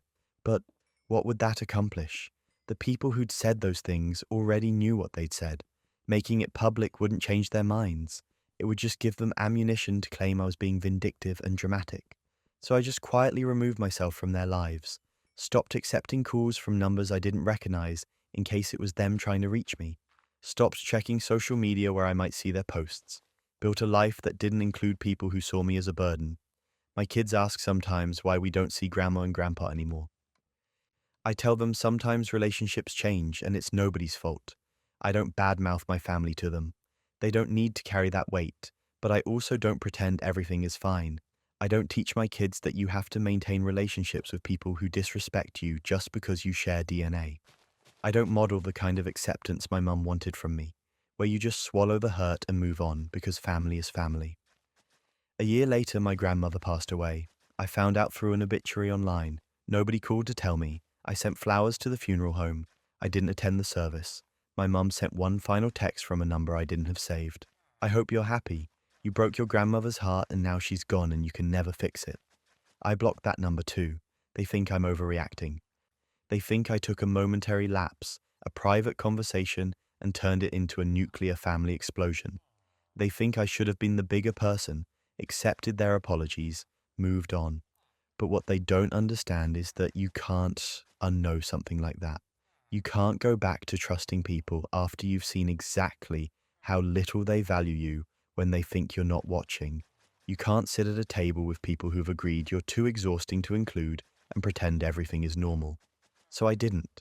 I built a new normal, one where the people in my life actually want me there, where help offered is help genuinely given, where I don't have to wonder what's being said about me the second I leave the room. And honestly, I don't miss them as much as I thought I would. But what happens when the people closest to you don't just talk behind your back, they actively deceive you to your face? I genuinely believed I'd gotten lucky, not just with my fiancé, but with the whole situation. He'd stayed friends with his ex-girlfriend after their breakup 3 years earlier, which I took as a sign of emotional maturity. They'd ended things amicably, stayed in the same friend group, and there was never any drama. When we started dating, she was one of the first people to reach out and welcome me. She seemed genuinely happy for us, so when she offered to help plan our wedding, it felt like a blessing. She was an event coordinator professionally, had connections with vendors, knew how to negotiate prices, and offered to do it all at a discount as her gift to us. My fiancé thought it was a great idea. His family loved her and were thrilled she'd be involved. I had some hesitation, just that weird feeling in my gut, but I pushed it down. I didn't want to be the insecure fiancé who couldn't handle her partner having a mature friendship with an ex. The planning started out fine. She had great ideas, showed me portfolios from past events, helped me stay organized when I felt overwhelmed. We'd meet for coffee once a week to go over details. She was professional, friendly, helpful. I started to feel guilty for ever doubting her intentions. Then the song suggestion happened. We were discussing music for the reception, and she pulled up a playlist she put together. She said there was one song in particular she thought would be perfect for our first dance, something romantic and timeless. She played it for me, and I liked it. It was beautiful. I mentioned it to my fiancé that night, and his face did this weird thing. He said maybe we should pick something else. When I asked why, he got uncomfortable and finally admitted it was the song he and his ex used to consider their song. I called her the next day and asked why she'd suggested that. She apologized profusely, said she hadn't even made the connection, that it was just a song she loved and she'd completely forgotten about the association. She felt terrible. I believed her because what else was I supposed to do? Accuse her of sabotage over a song suggestion? But then came the venue situation. She sent me information about this gorgeous estate venue an hour outside the city. The photos were stunning. Gardens, a vintage mansion, fairy lights everywhere. It was more expensive than what we'd budgeted. But she said she could get us a deal through her professional connections. She seemed really excited about it, kept emphasizing how perfect it would be, how it was the best venue in the area. I loved it. My fiancé seemed hesitant but eventually agreed. We booked it. 2 weeks later, I was having dinner with one of my fiancé's cousins, who I'd gotten close with during the planning. She mentioned how wild it was that we'd picked the same venue where my fiancé and his ex had celebrated their 3-year anniversary. She said it so casually, like, of course I already knew, like it was just a funny coincidence.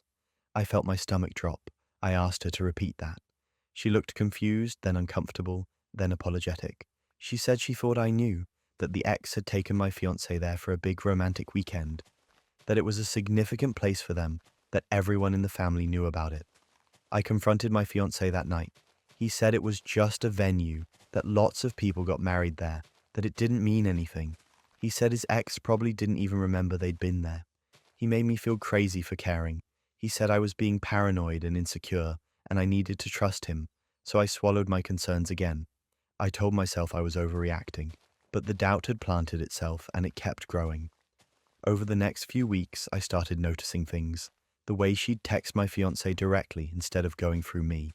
The inside jokes they'd referenced that I wasn't part of. The way she'd touch his arm when they talked, just casual enough to seem innocent. The way he'd light up around her in a way he didn't around me anymore. I felt insane. I felt like I was inventing problems. Everyone else seemed fine with the dynamic. His family adored her. Our friends thought it was mature and modern. I was the only one who seemed uncomfortable, which made me feel like the problem was me. Then came his sister's bachelorette party. I wasn't particularly close with his sister, but I was invited as a courtesy. The night got messy. Everyone was drunk, including his sister. We were sitting outside on a patio, and she was going on about relationships and love and fate. Then she looked at me with these unfocused eyes and said, "You know she's still in love with him, right?" I asked who she was talking about. She said the ex, said everyone knew, said it was kind of sad actually, how obvious it was, how she'd never really moved on. Then she said something that made my blood run cold. She said my fiancé had told the ex that he needed time, that he wasn't ready, but that he'd probably come to his senses before the wedding, that he'd promised her he'd figure out what he really wanted. I sat there completely frozen while his sister kept rambling, not even realizing what she'd just revealed. When she finally passed out on a couch inside, I grabbed my stuff and left. I drove home shaking, trying to process what I'd just heard. I confronted my fiancé the next morning. At first, he denied everything, said his sister was drunk and confused. But I kept pushing, kept asking questions, and eventually he cracked. He admitted they'd been talking, a lot. He said it started as just catching up, reminiscing, then it became deeper. He said they'd been emotionally reconnecting, but swore nothing physical had happened. He said he loved me, he wanted to marry me, but he was confused. He said he'd told his ex he needed space to work through his feelings, but she kept reaching out and he didn't know how to cut her off completely. And here's where it gets absurd. He actually tried to convince me that this was all normal, that it was healthy to process old feelings before getting married, that I should appreciate his honesty instead of being upset. He said if I really loved him, I'd give him time to work through this confusion, instead of issuing ultimatums. I asked him point blank if he wanted to marry me or be with his ex. He said he didn't know. He said he needed more time to figure it out. He asked if we could postpone the wedding, just a few months, so he could get clarity. I called off the wedding that day, not postponed, cancelled. I contacted every vendor, started the refund process, sent out cancellation notices to guests. My fiancé seemed shocked, like he'd actually expected me to wait around while he decided if I was good enough. The ex sent me a message 2 days later. It was dripping with fake sympathy. She said she was sorry it had to happen this way, that she'd never meant to cause problems, but that some things were just meant to be. She said she and my fiancé had a connection that transcended time and circumstances. She actually used the phrase, soulmates finding their way back to each other. I blocked her. I blocked him. I blocked his entire family except for the cousin who'd initially tipped me off about the venue. The financial fallout was brutal. Most vendors had no refund policies for cancellations within 3 months of the event date. The venue kept our entire deposit. The photographer kept half. The caterer kept a quarter. I lost thousands of dollars because I'd trusted people who were actively working against me. My ex-fiancé and his ex-girlfriend got engaged 4 months later. 4 months, which means he'd probably been planning it before our wedding was even supposed to happen. They posted photos with a caption about finally getting their timing right, and love always finding a way. His sister sent me an apology text saying she felt terrible about the whole thing. I never responded. His mum called asking if we could talk, saying there were 2 sides to every story. I hung up. The worst part wasn't even the betrayal itself, it was the gaslighting. The months of being made to feel crazy for noticing obvious signs. The way everyone around me knew what was happening and let me keep planning a wedding that was never going to happen. The way my concerns were dismissed as paranoia and insecurity when my instincts had been screaming the truth the entire time. I'm still getting refund rejection emails, still seeing charges on my credit card for a wedding that never happened, still processing the fact that I almost married someone who was using me as a placeholder while he figured out if he wanted to go back to someone else. But I dodged something way worse than losing money. I dodged a marriage to someone who saw me as optional, who kept someone else warm on the sidelines just in case, who let me be humiliated by his ex while she planned what was essentially a practice run for her own future wedding to him. They deserve each other, and I deserve better than being someone's backup plan. Money and control go hand in hand, as the next person discovered when family love came with financial strings attached. I always thought my parents were just overprotective. You know the type. Every person I brought home got the full interrogation treatment. Where are they from? What do their parents do? What are their long-term goals? What's their 5-year plan? I figured it came from a place of love. They wanted the best for me. They didn't want to see me get hurt. My first serious relationship in college ended after my mum spent an entire Thanksgiving dinner pointing out how my girlfriend's career aspirations were unrealistic. She was studying environmental science, wanted to work for a nonprofit. My mum kept saying things like, "That's nice for a hobby," and, "But what about financial stability?" until my girlfriend excused herself and we broke up 2 weeks later. The next one lasted a bit longer. A guy I met at work, stable job, good family, checked all the boxes I thought my parents cared about. My dad found problems immediately. Too ambitious, always working, probably the type to prioritize career over family. Would I really want to be second place to someone's job? The relationship fizzled out after 6 months of my dad's constant commentary. I went through this pattern for years.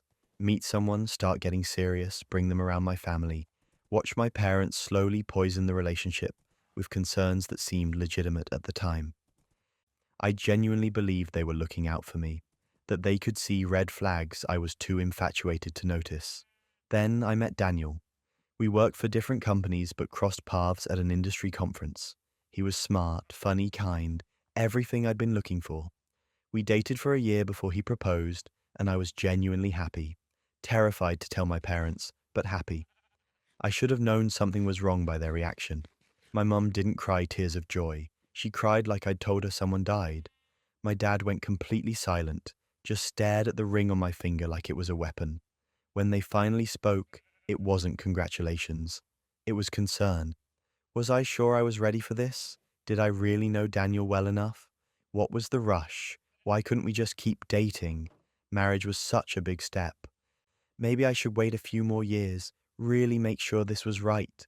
I tried to reassure them, told them Daniel was amazing, that I'd never been more certain about anything. My mum's crying intensified. She said something that should have been a red flag, but I was too defensive to catch it. She said I was abandoning her, that once I got married, she'd never see me. I'd be too busy with my new family to care about the people who raised me. My dad backed her up, said I was choosing a stranger over the people who'd sacrificed everything for me. That once I said I do, they'd become an afterthought. That this was how children repaid their parents' love, by leaving them behind. I left their house upset and confused, called Daniel, told him about the conversation. He was quiet for a long time. And then he asked me a question that changed everything. He asked how much money I gave my parents every month. I didn't understand what he meant at first. He explained that he'd noticed things, comments I'd made about covering expenses for them, times I'd mentioned paying their bills or sending money. He'd been keeping track, not in a creepy way, just noticing a pattern. He asked me to actually calculate how much I'd given them in the past year. I pulled up my bank statements that night, started adding up the transfers, the checks, the direct payments to various companies on their behalf. The number made me feel sick. I'd paid their mortgage for 4 years, took it over when my dad claimed his hours got cut at work. It was supposed to be temporary, just until he got back on his feet. That was 48 months ago. I'd been covering their car payments on 2 vehicles, my mum's SUV and my dad's truck, both newer models, both with monthly payments I'd somehow gotten roped into handling. I'd funded 3 vacations in the past 2 years. My mum would call saying they were so stressed, they just needed a break, and could I help out just this once? Cruises, beach resorts, all-inclusive packages, thousands of dollars each time. There were smaller things too. Groceries when they claimed money was tight, utility bills they said they couldn't quite cover, medical expenses that insurance supposedly didn't handle, gift purchases for relatives, home repairs that came up out of nowhere. I added it all up. Over 4 years, I'd given them close to $200,000. I sat there staring at the number, trying to understand how I'd let it get this far. How I'd never noticed the pattern. How every relationship that got serious coincidentally fell apart right around the time my parents would have lost their financial support system. And here's where it gets absurd. I confronted them the next day, brought printed bank statements, a spreadsheet I'd made, everything documented. I asked them directly if the reason they'd sabotaged my relationships was because they were afraid of losing my money. They didn't deny it, not even a little bit. My dad said after everything they'd sacrificed raising me, I owed them, that they'd given up their dreams, their freedom, their youth to provide for me, and now it was my turn to provide for them. My mum said that's what family does. You take care of each other, and since they'd taken care of me for 18 years, I should take care of them for at least that long. I pointed out that raising a child was a choice they made, not a loan I'd agreed to repay. My dad's face went red. He said if I was going to be selfish and ungrateful, then fine.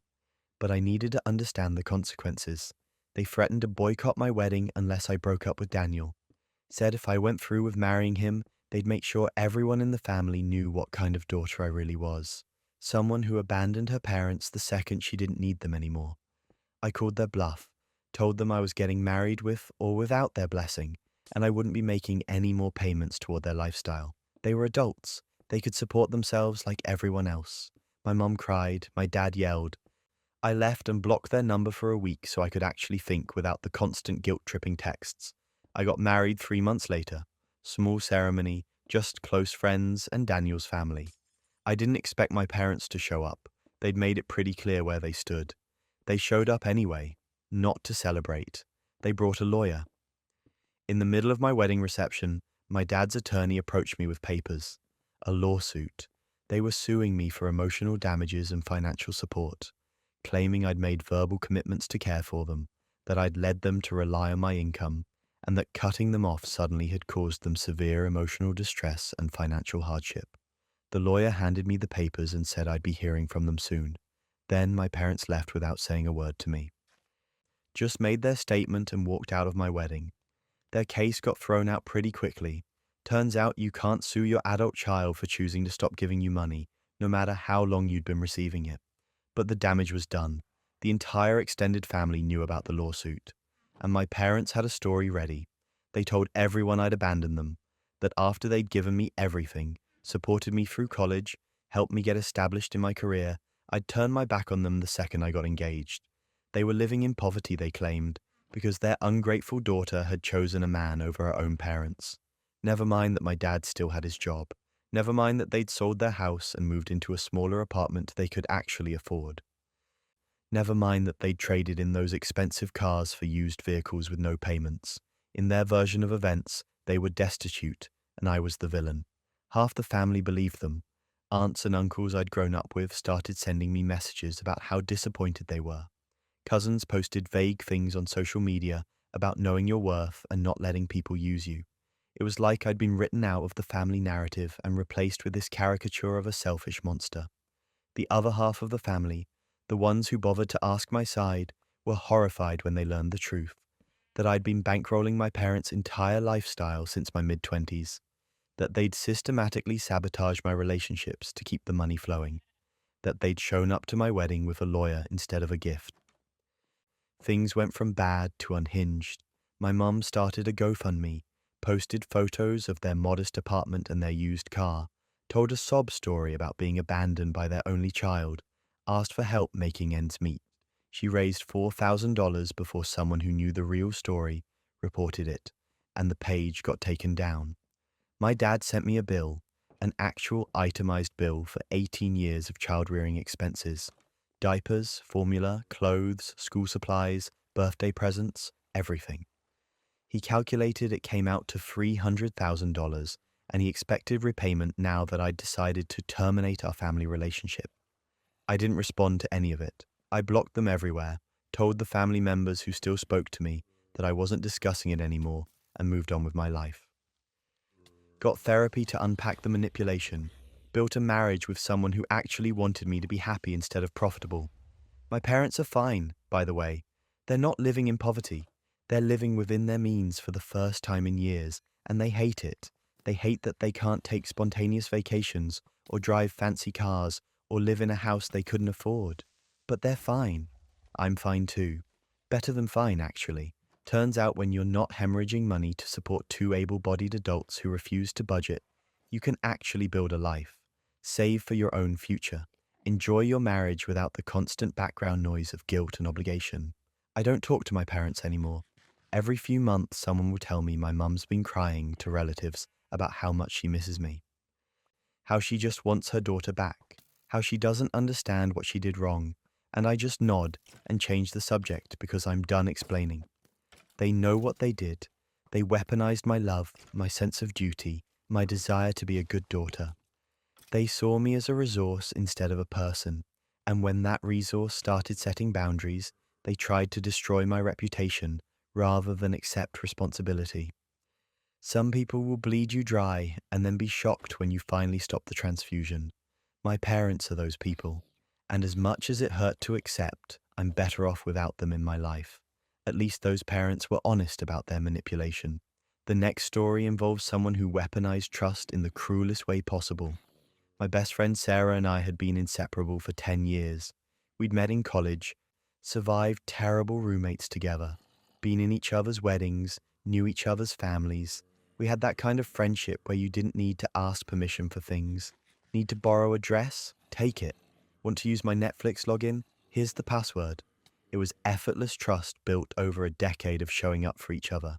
So when Sarah asked to borrow my car for a weekend trip to visit her sister 3 hours away, I didn't hesitate. Her car was in the shop for some routine maintenance, and she didn't want to pay for a rental. I handed over the keys Friday morning, told her to have fun, and didn't think twice about it. Friday and Saturday passed normally. She sent me a few texts from the road, pictures of her and her sister at brunch, the usual stuff. Sunday she said she was heading back and would drop the car off Monday morning before work. Perfect. No issues. Monday morning came and went. No car, no Sarah. I texted her asking what time she'd be by. No response. I called around noon, straight to voicemail. I tried not to worry. Maybe her phone died, maybe she got delayed. But by Monday evening, I was genuinely concerned. This wasn't like her. We talked almost daily, and going radio silent for an entire day was weird. Tuesday morning, I woke up to someone pounding on my door. I opened it to find 2 police officers asking if I owned a Honda Civic with my license plate number. My stomach dropped. I said yes, that my friend had borrowed it for the weekend. They exchanged a look, and one of them asked if I could come down to the station to answer some questions. Apparently, my car had been found abandoned in a grocery store parking lot 30 miles away. The front bumper was smashed, the headlight was broken, and there was significant damage to the passenger side.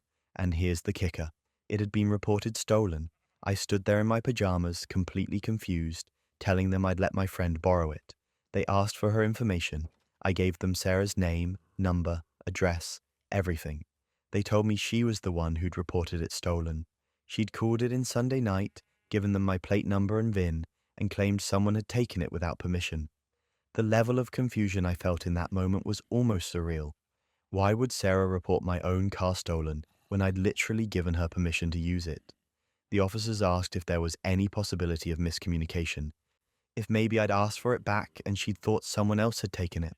I showed them our text messages, the ones where she'd asked to borrow it, the ones where I'd said yes, the photos she'd sent me while driving it.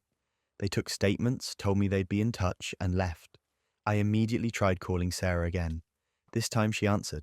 She sounded panicked, started talking fast before I could even say anything. She said she'd gotten into an accident Sunday afternoon on her way back. Nothing major, just clipped another car while changing lanes. But she'd panicked because she wasn't on my insurance, and the other driver was threatening to call the police. So she'd left the scene, parked my car, and reported it stolen to avoid being held responsible for the accident. I couldn't believe what I was hearing. I asked her if she understood what she'd just admitted to: hit and run, filing a false police report, insurance fraud. She started crying, said she'd made a mistake, she'd been scared, she didn't know what else to do. Then she asked me to back up her story. She wanted me to tell the police I'd actually refused to let her borrow the car, that she'd taken it without permission. She said if I did that, the stolen car report would be legitimate, and she wouldn't get in trouble for the accident or the false report. She'd handle the damage costs, she promised. She just needed me to lie to the police for her. I told her absolutely not. She begged, she cried.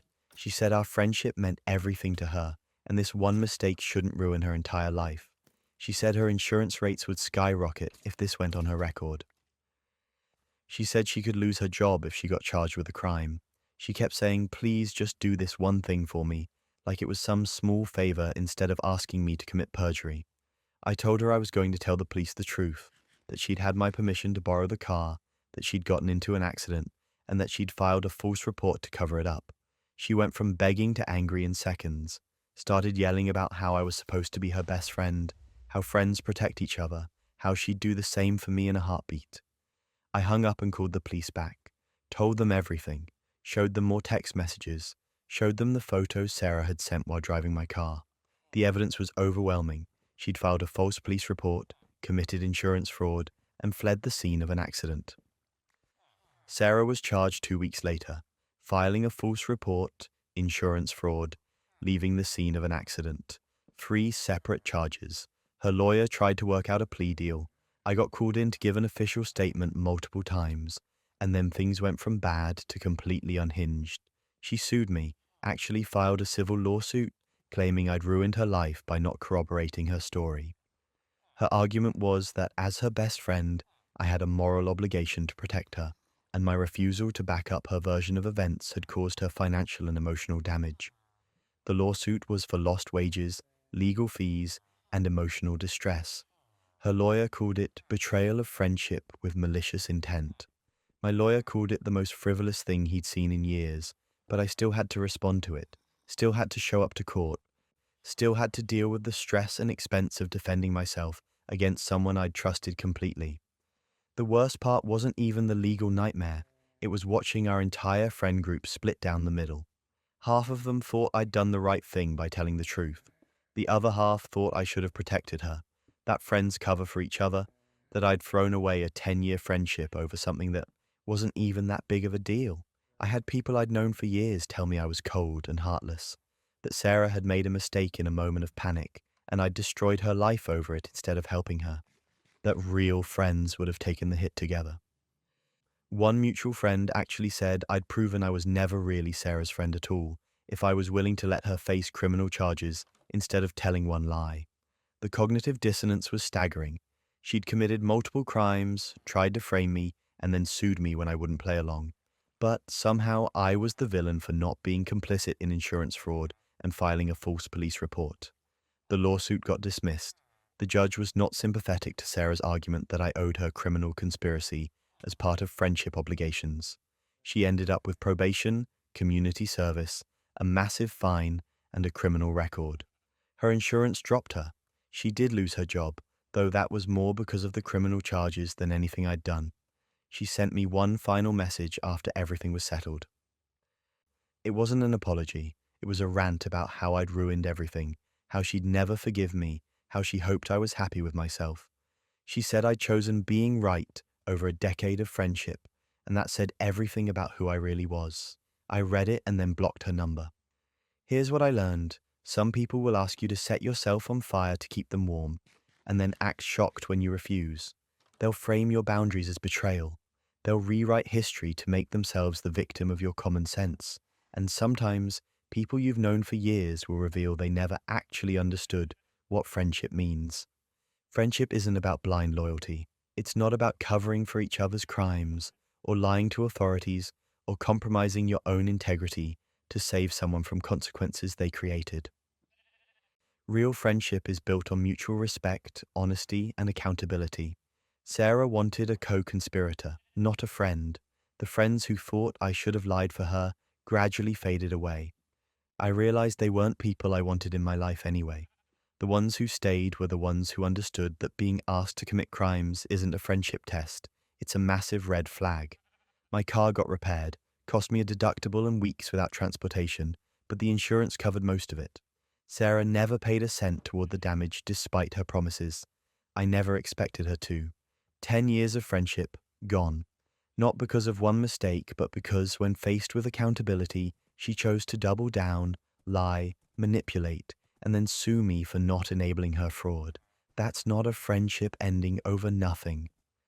That's a friendship ending because it was built on a foundation that crumbled the second real pressure got applied. I don't regret telling the truth. I regret trusting someone who saw honesty as optional and loyalty as whatever served her best interests in the moment. Trust makes us vulnerable to the worst kind of heartbreak, the kind where you realize you were never the priority. I'd spent 3 years building a life with someone I thought I'd spend forever with. We had routines, inside jokes, a shared Netflix account, and plans that stretched years into the future. When they got offered their dream job in a city 800 miles away, it wasn't even a question. Of course I'd go with them. That's what partners do. I gave notice at my job where I'd been climbing the ladder for 5 years. I said goodbye to friends I'd known since college. I packed up my entire life into boxes and a U-Haul and drove across 3 states to start over in a place where I knew absolutely no one except the person I was doing it all for. They kept saying how grateful they were, how much it meant that I'd sacrificed so much, how we were going to build an amazing life together. They talked about neighborhoods we'd explore, restaurants we'd try, maybe even looking at houses in a year or two. I believed every word. The first month was hard but exciting. I was job hunting, they were settling into their new role, we were figuring out the city together. I felt lonely sometimes, being in a place where I had zero connections, but I told myself it was temporary. I'd make friends, find work, build a new community. It just took time. The second month, things started feeling off. They were working late constantly. When they were home, they were on their phone more than usual. They seemed distracted, distant, like their mind was somewhere else, even when we were in the same room. I chalked it up to work stress and adjustment period stuff. I didn't push. Then I needed to use their laptop because mine was updating, and I had a job application deadline. They'd left it open on the kitchen table. I wasn't snooping, I was literally just moving the cursor to wake it up, and there was an email thread right there on the screen. From their ex, the one they'd dated before me, the one they described as a significant relationship that ended because of bad timing and life circumstances. The email subject line was, "Thinking about everything we talked about." I should have closed it. I should have respected their privacy. But my hands were shaking and my gut was screaming, and I clicked it open. The thread went back weeks, long, intimate emails about whether they'd made a mistake ending things. Their ex talking about being single again and realizing what they'd lost. My partner responding with things that made my stomach turn, saying they'd never fully moved on, saying they'd thought about this scenario, saying maybe this was the universe giving them a second chance. The most recent email was from 2 days ago, their ex asking if they'd made a decision yet. My partner responding that they needed a little more time, that the situation was complicated, but they were keeping options open and wanted to see where things go. I sat there staring at the screen, trying to make sense of what I was reading. I'd moved my entire life. I'd given up everything. And apparently I was just the backup plan while they waited to see if someone else would take them back. I heard their key in the door. They came in cheerful, asking what I wanted for dinner. I turned the laptop around and asked them to explain what I was looking at. Their face went white, then red. Then they started talking fast, trying to explain, trying to minimize. They said the emails didn't mean what I thought they meant, that they were just processing old feelings, that nothing had happened, that they still loved me. I asked point blank if they'd been planning to leave me for their ex. They hesitated. That hesitation told me everything. They finally admitted they'd been talking to their ex since before we moved, that when they got the job offer, their ex had reached out to congratulate them, and they'd started reconnecting, that the ex had broken up with their partner around the same time, and yes, they'd discussed maybe trying again, but they hadn't made any decisions. They were just exploring possibilities. I asked why they'd let me move 800 miles if they were considering getting back with someone else. They said they didn't know what they wanted yet. They said they needed me here while they figured things out. They actually said that. They needed me here, like I was a safety net they were keeping in place while they decided if they wanted to jump. What happened next? Nobody saw it coming. I asked if we were exclusive. It felt like an insane question to ask someone I'd been living with for over a year, someone I'd introduced to my family as my partner, someone I'd just relocated my entire existence for, but I needed to hear them say it. They got defensive, said we'd never explicitly had that conversation, that we'd never sat down and formally defined the relationship as exclusive, that technically they hadn't done anything wrong because we'd never established those boundaries. I lost it. I actually laughed, this hysterical kind of laugh that scared both of us. I pointed out that we'd been living together, that we'd filed taxes together, that I'd met their entire extended family at holidays, that their mum called me her future daughter-in-law. But sure, we'd never had the exclusive talk, so clearly they were free to shop around. They said I was being unfair, that relationships were complicated, that they were going through something and I should be more understanding. They actually tried to make me feel bad for being upset, that they'd used me as a placeholder while waiting for their preferred option to become available. I told them I was done. They panicked, started backtracking, saying they'd end things with the ex, that they chose me, that they were sorry, but it was too late. You can't unhear something like that. You can't unknow that you were someone's backup plan. The practical reality set in pretty quickly. I had no job in this city, no friends, no support system, no connections. We had a lease with both our names on it, 6 more months, steep penalty for breaking it early. I had about $3,000 in savings, not enough to pay double rent, not enough to move back home and start over. I told them they needed to figure out their living situation because I wasn't staying in that apartment. They said they couldn't afford the full rent alone. I said that wasn't my problem. They'd made their choice. Now they had to deal with the consequences. 2 weeks later, they moved in with their ex, just packed up their stuff and left. Didn't offer to cover their half of the remaining lease. Didn't help with the rent. Just bounced to start their grand reunion while I was stuck in a city I'd only moved to for them, in an apartment I couldn't afford, with no job and no way out. I called my old boss, begged for my job back. They'd already filled my position. I called friends back home asking if anyone knew of openings. I applied to everything, even jobs I was overqualified for, just desperate for income. Nothing came through fast enough. I ended up breaking the lease and taking the financial hit. Paid the penalty with money I didn't have, put it on a credit card I'd been trying to pay off, packed everything I owned back into a U-Haul, and drove home, 800 miles of highway, to process the fact that I'd destroyed my life for someone who'd seen me as convenient. My old roommate let me crash on her couch while I figured things out. I picked up temp work to cover basic expenses, started rebuilding from scratch, 30 years old, starting over like I was fresh out of college. The worst part was mutual friends asking what happened. Some of them had known my partner was talking to their ex, had known I might have been wasting my time with the move, and nobody said anything. They'd all just watched me uproot my life for someone who was actively keeping their options open. My ex posted photos with their ex about a month after I left. Happy couple shots, captions about second chances and fate, and finding your way back to the one. Comments from people congratulating them, saying they'd always known those two were meant to be. I wanted to comment, wanted to tell everyone what had actually happened, that this grand love story had required using someone else as emotional collateral, that their happiness was built on the wreckage of someone who trusted them. But I didn't. I just blocked them and tried to move forward.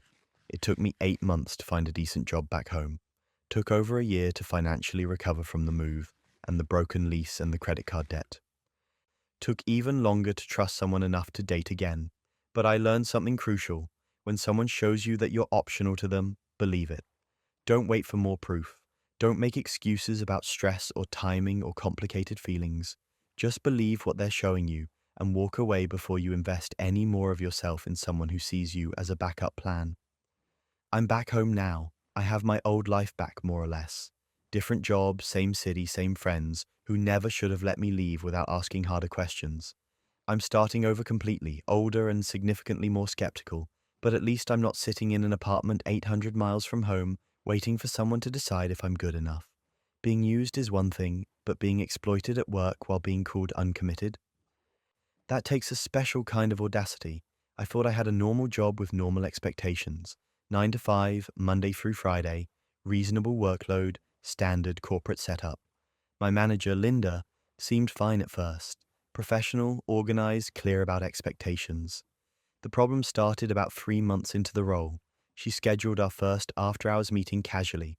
Just a quick team sync at 7 p.m. to go over some project updates. She framed it like a one-time thing, said she knew it was late notice, but we really needed to align before the client presentation the next day. Everyone stayed. It felt like the kind of thing you do occasionally to be a team player. Then it happened again the next week, and the week after that, and suddenly these 7 p.m. meetings were on the calendar every single week, sometimes twice a week. They weren't quick 15-minute syncs either. They'd run for an hour, sometimes longer, and they always contained critical information. Budget changes, client feedback, project pivots, things we absolutely needed to know to do our jobs. I noticed nobody was clocking these hours. We'd all clock out at 5, then stick around for these meetings unpaid. I asked Linda about it once, tried to be casual. She said these were professional development sessions, not official work time, so they didn't count toward our hours. That sounded wrong, but I didn't push it. Not yet. The meetings kept happening. I started calculating the time. 10 hours a month, minimum, of unpaid work. That's a significant chunk of free labor she was extracting from the entire team. I brought it up again, more directly this time. I asked if we could move the meetings to during business hours or get overtime approval for the evening sessions. Linda's expression changed. She said in this industry, people who want to advance need to show commitment beyond the bare minimum, that these meetings were optional in theory, but essential in practice, and if I wasn't willing to invest in my own growth, that was my choice. But I should understand it would be noticed. The next week, she started documenting me. Little things. I'd submitted a report at 4:55, and she noted I was rushing to meet deadlines rather than ensuring quality. I declined to take on an additional project because my workload was already full, and she wrote that I was resistant to new challenges. Every interaction got twisted into evidence that I wasn't a team player. My performance review came up 2 months later. I'd exceeded every single metric: sales targets, client satisfaction scores, project completion rates, all of it above goal. But Linda's written feedback focused entirely on my commitment issues and lack of team spirit. She said while my technical work was adequate, I hadn't demonstrated the kind of dedication required for advancement. She referenced the meetings I'd questioned and the extra projects I'd declined as proof I wasn't willing to go above and beyond. I asked what she meant by go above and beyond. She smiled and said, professional growth requires sacrifice, that everyone on the team who'd been promoted had shown they were willing to do what it takes, even when it wasn't convenient or compensated. The implication was clear: work for free or stagnate. I started documenting everything. Every meeting invite with the 7 p.m. timestamp. Every email she sent during these meetings with critical project information. Every conversation where she implied unpaid work was mandatory. I kept a log of hours, dates, topics discussed. I looked up labor laws and confirmed what I already suspected. This was wage theft. She was requiring work off the clock and then retaliating when I objected. I took everything to HR. 3 months of documentation showing a pattern of mandatory, unpaid meetings affecting the entire team. I wasn't the only one keeping records. 2 other co-workers had been doing the same thing, and we compiled our evidence together. HR launched an investigation. They pulled email records, meeting schedules, and time card data. And that's when they found something I hadn't even known to look for. Linda had been falsifying our time cards. When we'd clock out at 5 and then attend her 7 p.m. meetings, she'd go into the system afterward and adjust our clock out times to 7 or 8 p.m. It made it look like we'd been working late voluntarily and clocking those hours, but she wasn't submitting them for overtime pay. She was just altering the records to cover the fact that we were working off the clock. So not only was she stealing our labor, she was creating false documentation to hide it.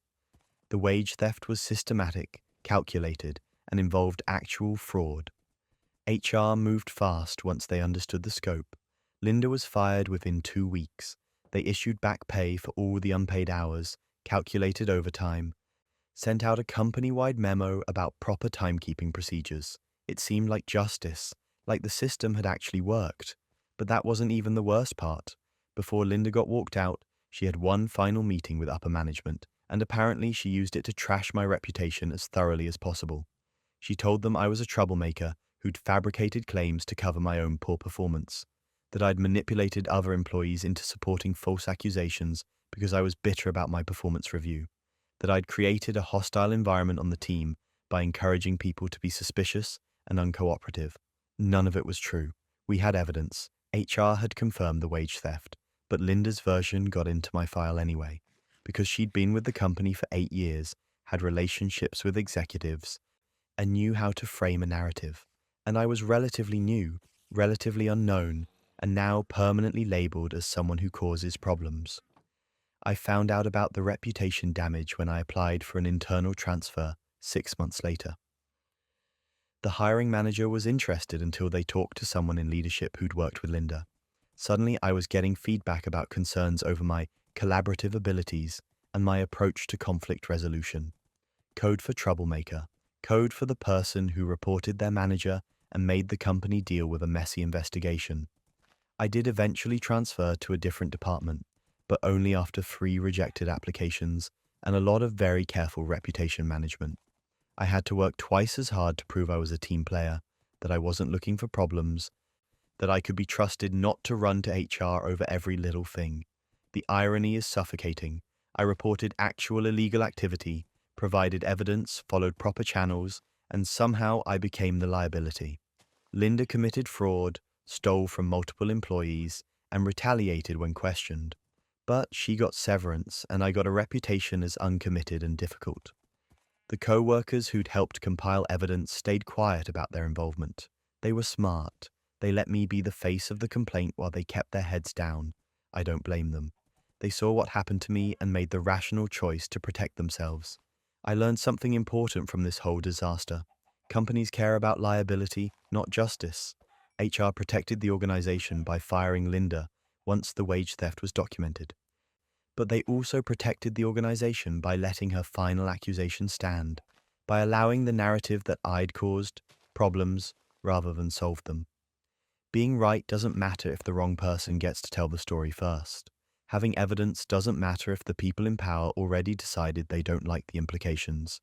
Following proper channels doesn't guarantee anything except that you'll be remembered as the person who made things complicated. I'm still at the company, still dealing with the residual reputation damage, still watching people who worked those same unpaid meetings get promoted while I'm stuck proving I'm not a troublemaker. The back pay was nice. The principle of holding Linda accountable mattered, but the cost was higher than I expected. Next time, I'm not sure I'd do it the same way. Maybe I'd just quietly find a new job instead of trying to fix a broken system from the inside. Maybe I'd accept that some battles aren't worth the collateral damage to your own career. Or maybe I'd do it exactly the same, because at least I can look at myself in the mirror and know I tried to do the right thing, even if the right thing came with consequences nobody warned me about. Corporate sabotage is brutal, but nothing compares to the betrayal of a surprise that reveals a secret you were never meant to discover.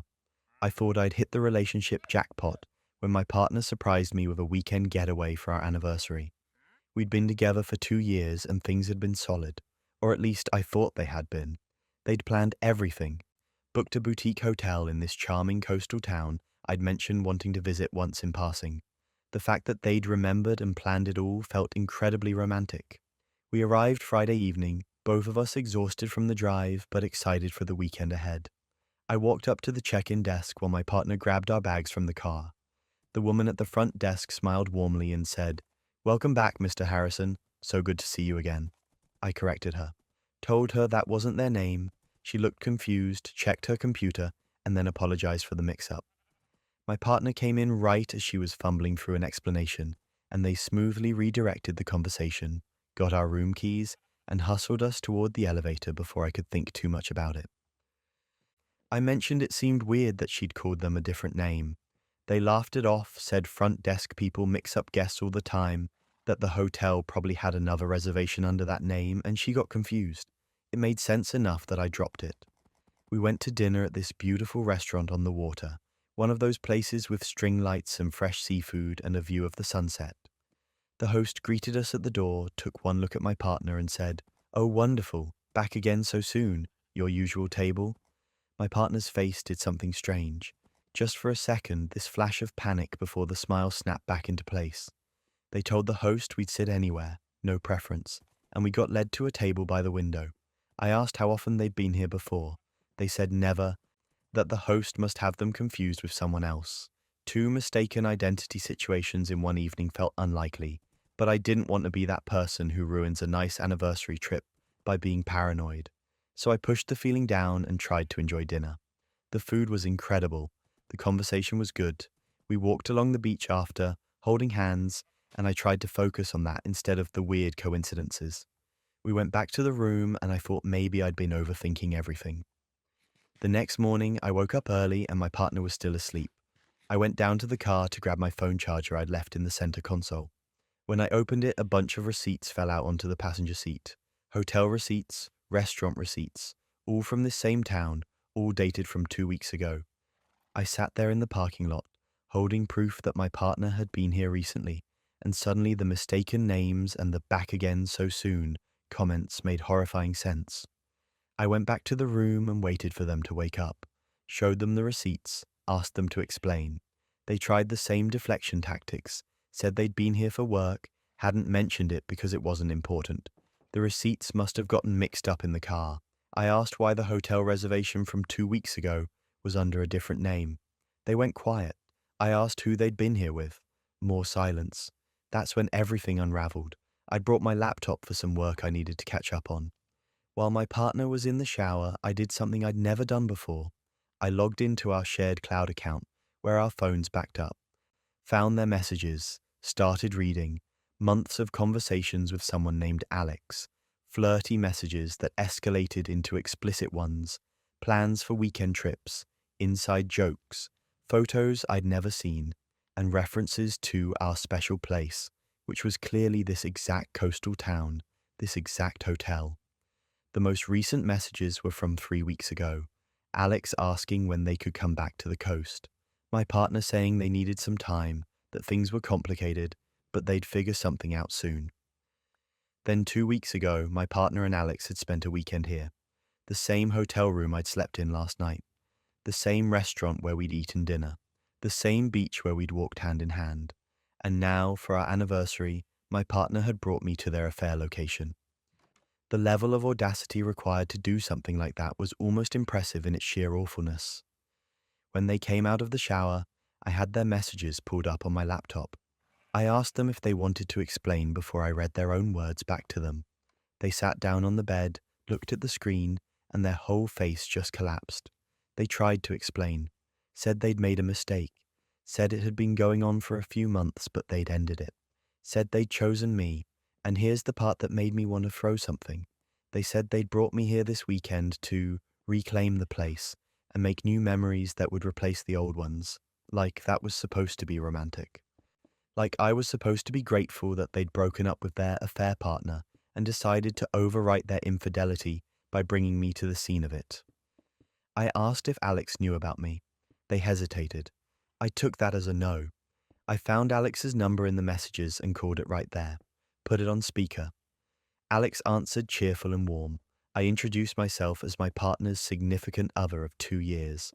The silence on the other end was deafening. Alex had no idea I existed. They'd been told my partner was single, working through some personal stuff, taking things slow, but heading toward serious. Alex started asking questions. When had we met?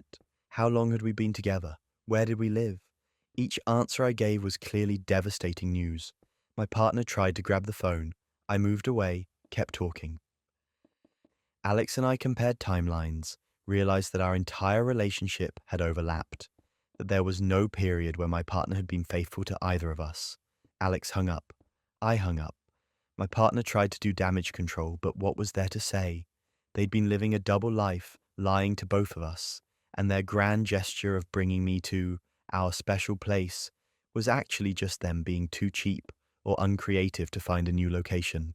I packed my stuff. My partner begged me not to leave, not to end things like this, said we could talk through it. I told them there was nothing to talk through, that you don't accidentally have a months-long affair, that you don't accidentally bring your partner to the place you've been cheating on them, that this wasn't a mistake, it was a choice they'd made over and over again. I changed my flight and went home that same day, left them at the hotel with their reclaimed memories and whatever guilt they were capable of feeling. They've been texting non-stop since I left, long paragraphs about how sorry they are, how they want another chance, how they'll do anything to fix this. They called it a moment of weakness that spiraled. They said they were confused, but now they know what they want. I haven't responded, because here's what I learned. Someone who takes you to the location of their affair and calls it a romantic gesture isn't confused. They're manipulative. They're so detached from normal empathy that they thought they could get away with it. They thought I'd never find out, or if I did, that the symbolic reclamation would somehow make it okay. Alex reached out to me a few days later. We had a long conversation about the lies we'd both been fed. Turns out we had a lot in common, including terrible taste in partners. We're not friends exactly, but there's a weird solidarity in being fooled by the same person. I blocked my partner's number last week, blocked them on everything. I'm done being someone's second choice, or their backup plan, or their redemption arc. I'm done with someone who thought taking me to their affair hotel was a romantic anniversary surprise. and I'm definitely done with coastal towns for a while. Financial control is another insidious form of betrayal, especially when it comes from the people who are supposed to be family. I should have seen the red flags when my in-laws offered to help with our down payment. It seemed generous at the time. We were young, trying to buy our first house, and $20,000 was life-changing money. My spouse was thrilled. Their parents had always been involved in their finances, and this felt like a natural extension of that support. What I didn't realize was that the money came with strings, a lot of strings. The first string was the monthly family financial planning sessions. My father-in-law was a retired accountant, and he insisted we needed guidance to manage our money responsibly. My spouse thought it was sweet. I thought it was intrusive, but I went along because I didn't want to seem ungrateful or cause problems so early in the marriage.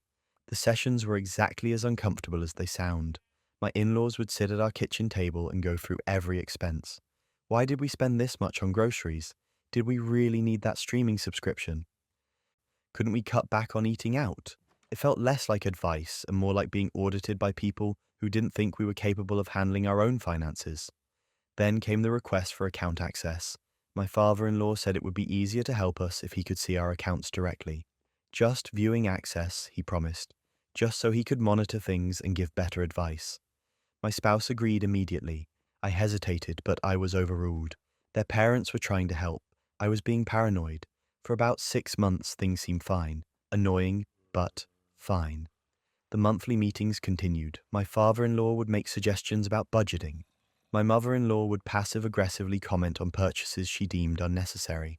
But our accounts looked normal, our bills were getting paid, and I convinced myself I was overreacting to what was just an overbearing but well-meaning family dynamic.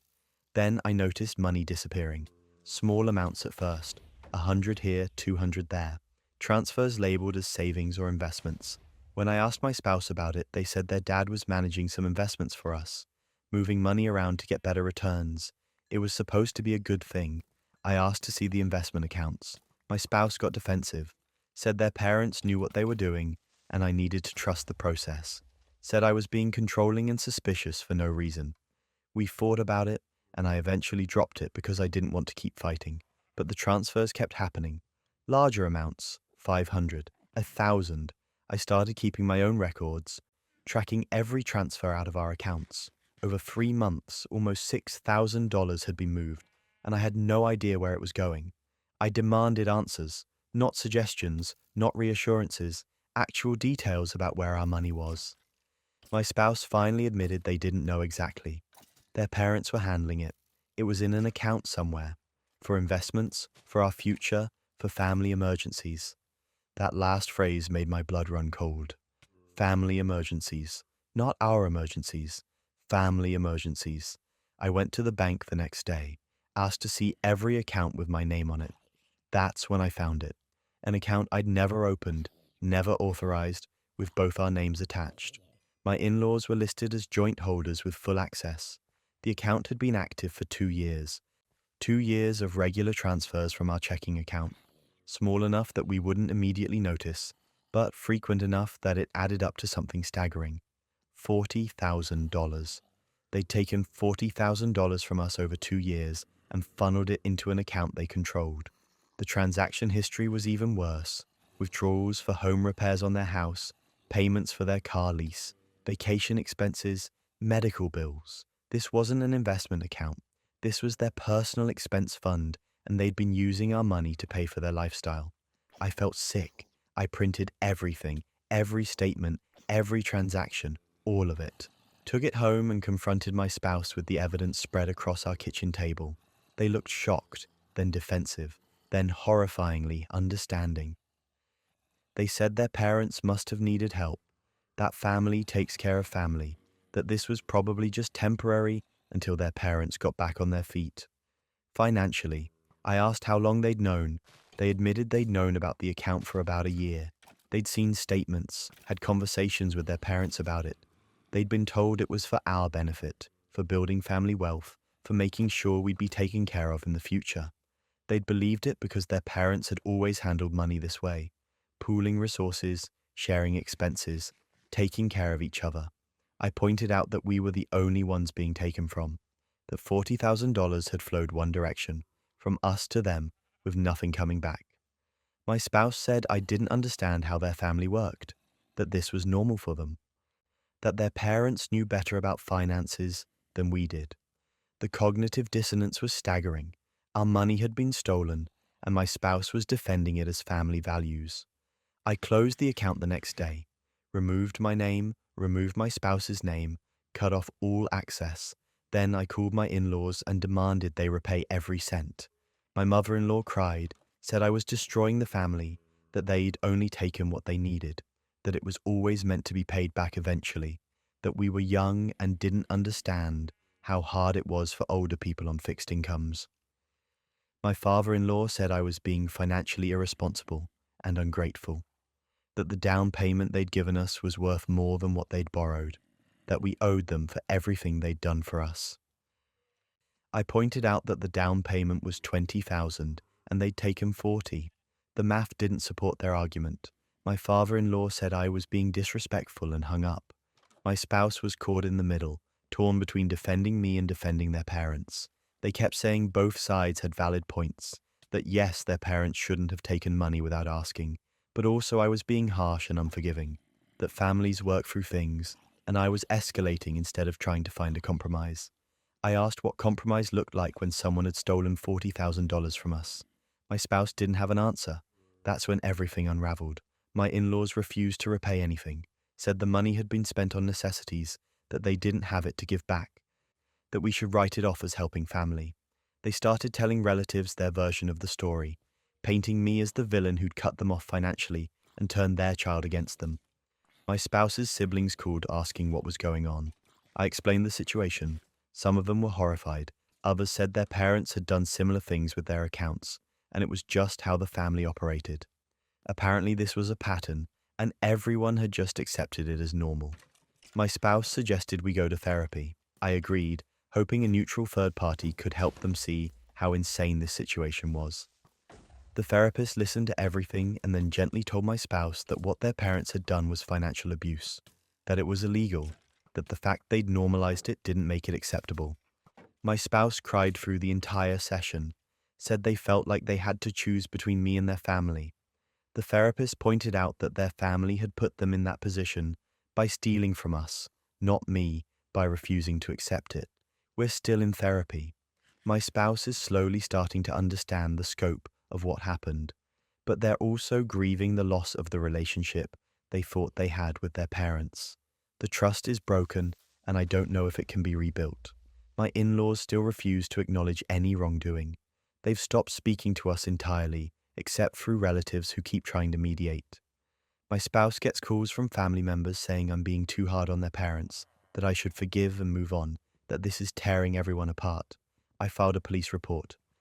The detective said we had a case for theft and fraud, but prosecuting family members was complicated and might not be worth the emotional toll.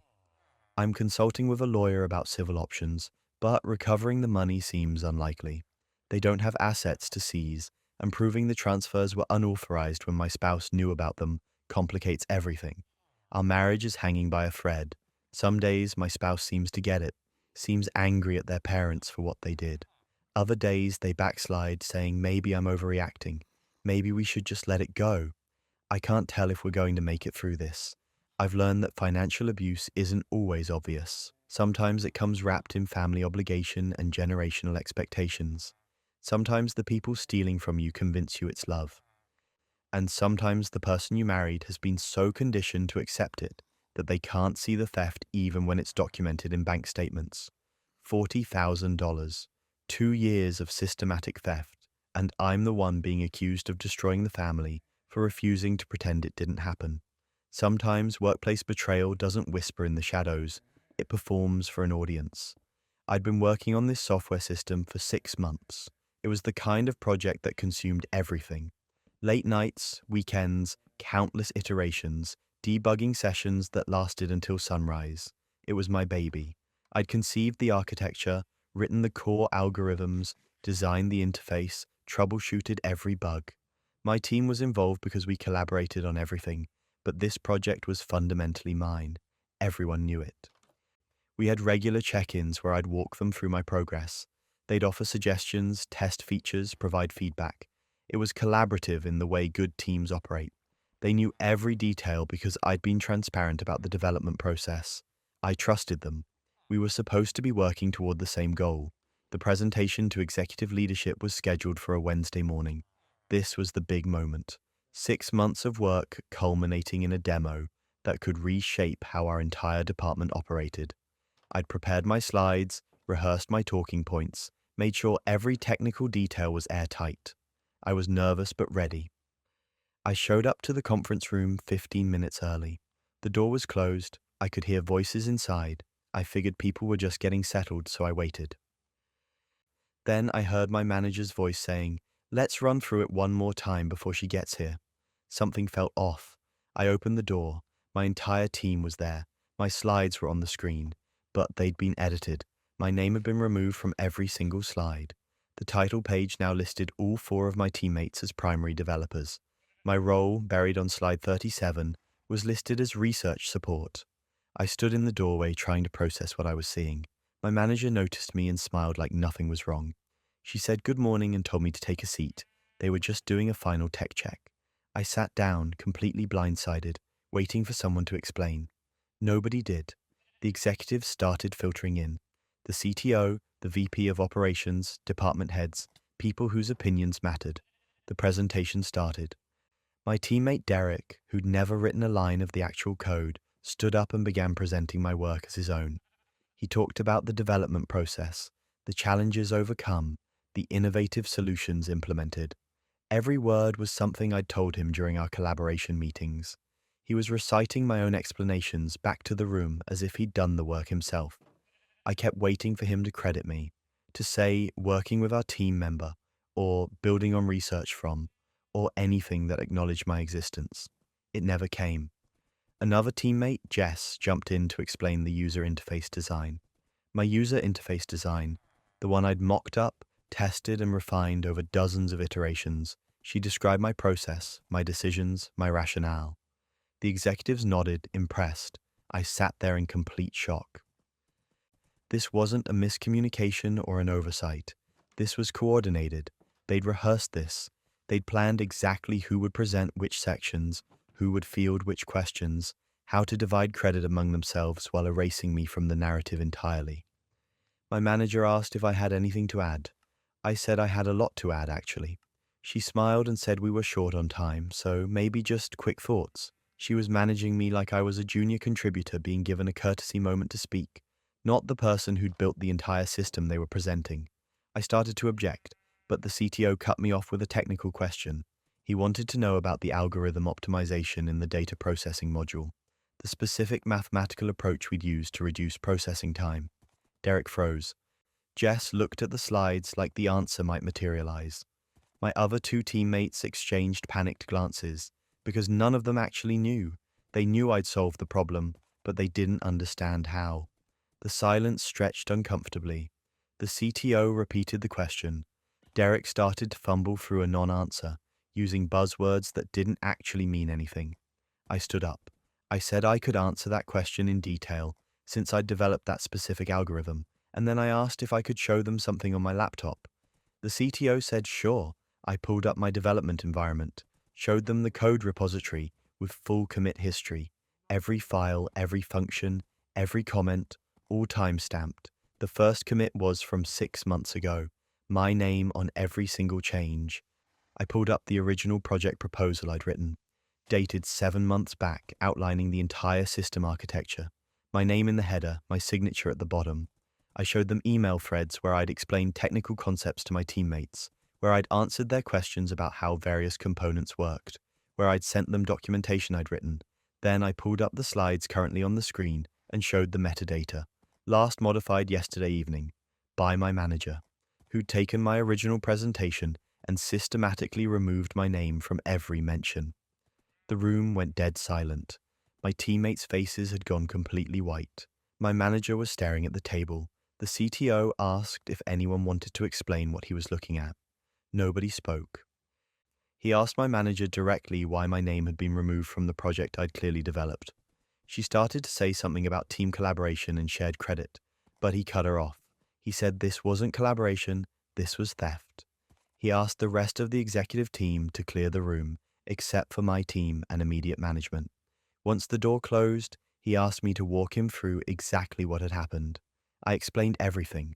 The 6 months of development, the collaboration meetings where I'd shared my progress, the presentation I'd prepared that had been edited without my knowledge.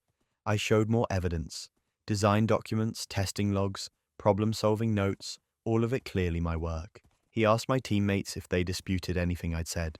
They didn't. They couldn't. The evidence was overwhelming. That's when everything unraveled. 3 of my teammates were fired that day, walked out by security before lunch. The 4th, who'd apparently objected to the plan but been pressured into going along, was demoted and transferred to a different team. My manager was put on probation pending further review of her judgment and ethics. I got promoted, got a significant raise, got moved to a senior role with autonomy over my projects, got public recognition from the CTO in a company-wide email about the innovative work I'd done. I should have felt vindicated. I should have been celebrating. Instead, I just felt hollow. Because here's what nobody talks about when these stories have happy endings. I can't collaborate anymore. I can't share my work in progress. I can't trust that feedback is genuine or that people asking questions are actually trying to help versus gathering information to use against me. I work alone now, completely alone. I don't bring people into projects until they're finished. I don't share ideas in brainstorming sessions. I don't ask for input or show rough drafts. I've become the person who keeps everything close to the chest, who doesn't trust anyone, who assumes the worst about people's intentions, and I hate it. I hate that I've become this paranoid, isolated version of myself. I hate that a job I used to love now feels like a constant exercise in self-protection. I hate that I look at every colleague as a potential threat instead of a potential collaborator. The people who were fired, they found new jobs pretty quickly. Tech industry doesn't really punish this kind of thing as much as you'd think. Derek's LinkedIn shows he's at a competitor now with a fancy title. Jess is doing consulting work, her profile full of recommendations from people who have no idea what she did. My manager eventually resigned rather than face termination. She's at a startup now in a leadership role. Apparently, stealing credit from your subordinates doesn't show up on background checks. I'm still at the same company, still in the promoted role, still working on projects that matter, but every achievement feels lonely.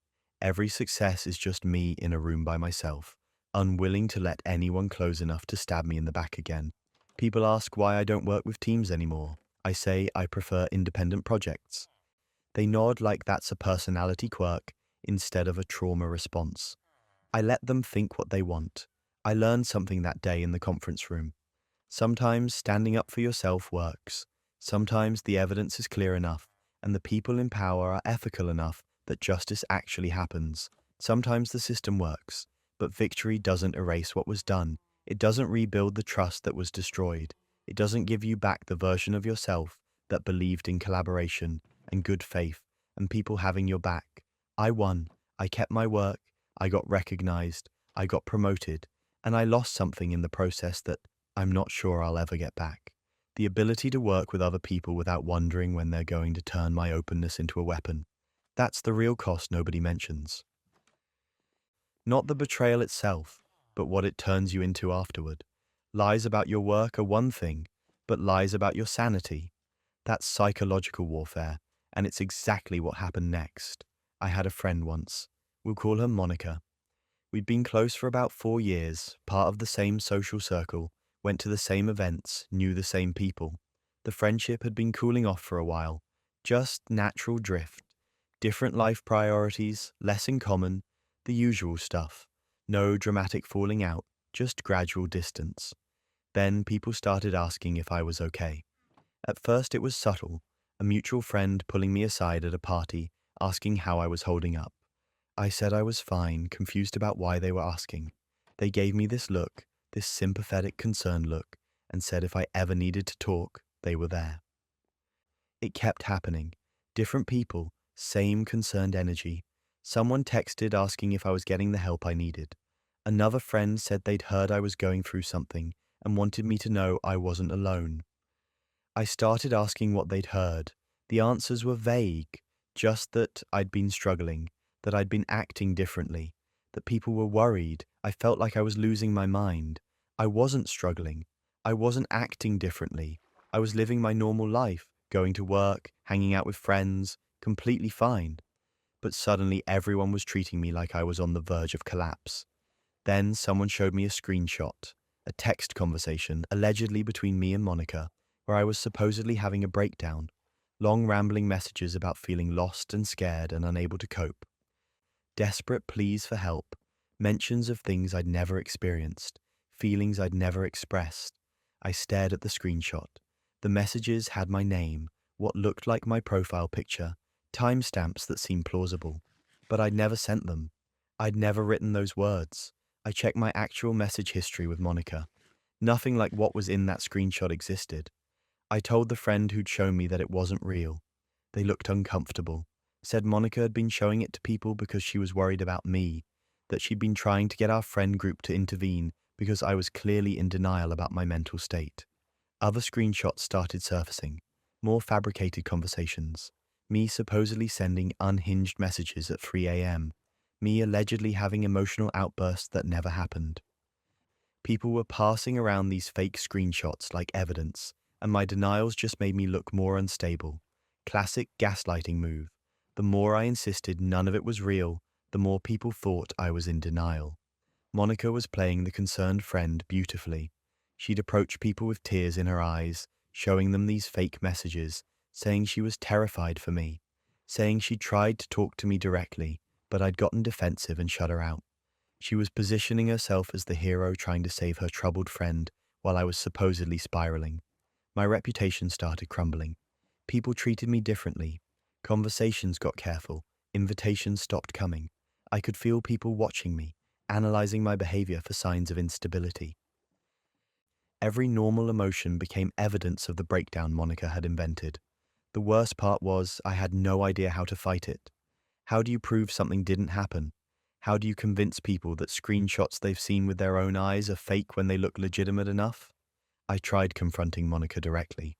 She played innocent, said she was just trying to help, that she'd noticed changes in me and was worried, that if the screenshots were fake, someone else must have created them, but she'd received them from a source she trusted and believed them to be real. She cried. She hugged me. She said she was sorry if I felt betrayed, but her intentions were pure. It was a masterclass in manipulation. She'd positioned herself so perfectly that any accusation I made against her just reinforced the narrative that I was paranoid and unstable. That's when I decided to stop playing defense and start gathering evidence. I hired a tech expert who specialized in digital forensics, someone who could analyze the screenshots and prove they were fabricated. I paid money I really couldn't afford because my reputation and sanity were on the line. The expert pulled the screenshots apart, analyzed the metadata, the image compression, the font rendering, every technical detail, and they found everything. The screenshots had been created using editing software. The metadata showed they'd been saved and modified multiple times. The timestamps didn't match messaging platform protocols. The text rendering was inconsistent with how the actual app displayed messages. The expert wrote up a detailed report, technical, thorough, undeniable. These screenshots were fabricated, not just suspicious, provably fake. I set up a meeting with Monica and two mutual friends who'd been most vocal about their concern for me. I brought printed copies of the forensic report. I walked them through the evidence, showed them exactly how the screenshots had been faked. Monica's face went through several expressions: shock, then anger, then this calculated shift to victim mode. She started crying. She said she must have been tricked, that someone had sent her these fake screenshots, and she'd believed them because she was genuinely worried about me. She said she felt terrible for spreading false information, but her heart had been in the right place. Even with proof, she was still trying to manipulate the narrative. I asked her who'd sent her the screenshots. She couldn't answer. I asked her to show me the original messages where she'd received them. She said she'd deleted them. I asked her why she'd shown these screenshots to dozens of people before ever talking to me directly about her concerns. She didn't have a good answer for that either. The two friends who'd witnessed this conversation were clearly uncomfortable. One of them asked Monica directly if she'd created the screenshots. Monica denied it, but the denial sounded hollow with all the evidence on the table. I sent the forensic report to everyone Monica had shown the fake screenshots to. Every single person in our social circle. I attached a calm, factual explanation. No drama, no accusations beyond what the evidence proved. Just the technical analysis showing the screenshots were fabricated and a statement that I'd never sent the messages attributed to me. Some people apologized. A handful reached out genuinely mortified that they'd believed the lies. They felt manipulated and used, and they cut Monica off immediately. But others had already decided I was unstable, and no amount of evidence could change their minds. The cognitive dissonance was fascinating to watch.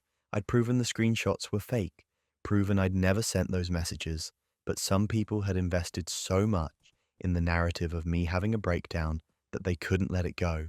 They'd reframe it. Say that even if those specific screenshots were fake, Monica must have had reasons to be concerned.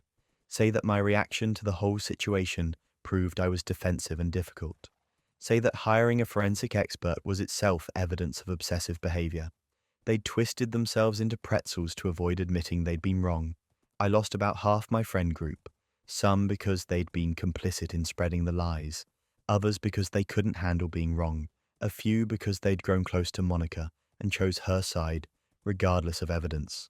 Monica herself never admitted to creating the screenshots. She maintained the story that she'd been deceived by someone else and was just trying to help. She positioned herself as a victim of the same fabrication she'd created, and some people believed her because they wanted to. The friends I kept were the ones who mattered, the ones who looked at evidence and changed their minds, the ones who apologized for doubting me, the ones who were horrified at what Monica had done and cut her out immediately. I learned something important through this nightmare. You can prove the truth and still lose people. You can have irrefutable evidence and still face people who choose to believe lies because the lies are more comfortable than admitting they were manipulated. But losing people who were that easily convinced I was unstable, who were that willing to gossip about my mental health instead of talking to me directly, who clung to false narratives even when faced with proof. That wasn't really a loss, that was clarity. The truth set me free from people who never truly trusted me. People who were looking for drama more than friendship. People who enjoyed the concerned whispers and the insider knowledge of someone's supposed breakdown more than they valued our actual relationship. I'm in therapy now, ironically, not because I had the breakdown Monica invented, but because being gaslit, that thoroughly does a number on your sense of reality. Having people question your sanity when you know you're fine creates this weird doubt that lingers even after you've proven everything. But I'm rebuilding. With better boundaries, better judgment about who deserves access to my life, and a much clearer understanding of what real friendship looks like. Monica still tells people her version of events. I hear things occasionally through mutual connections. She's the victim in a story, the concerned friend who got blamed for trying to help. Some people still believe her. I've stopped caring what those people think. I have the forensic report. I have the truth. I have the friends who stayed. And I have the knowledge that I fought back against a calculated campaign to destroy my reputation and came out the other side with my sanity and integrity intact. That's enough. Sweet dreams, everyone. If you've made it this far into the chaos, thank you for being here through every twist, betrayal, and moment of justice. These stories remind us that truth has a way of surfacing, even when it feels buried under lies. Your boundaries matter. Your truth matters. And sometimes the hardest thing you'll ever do is stand firm when everyone else tells you to bend. Remember, not everyone who smiles at you has your best interest at heart, but that doesn't mean you stop trusting. It means you trust smarter. Sleep well, stay sharp, and I'll see you in the next one with more stories that prove reality is stranger than fiction. Until then, keep your receipts, trust your gut, and never apologize for protecting your peace.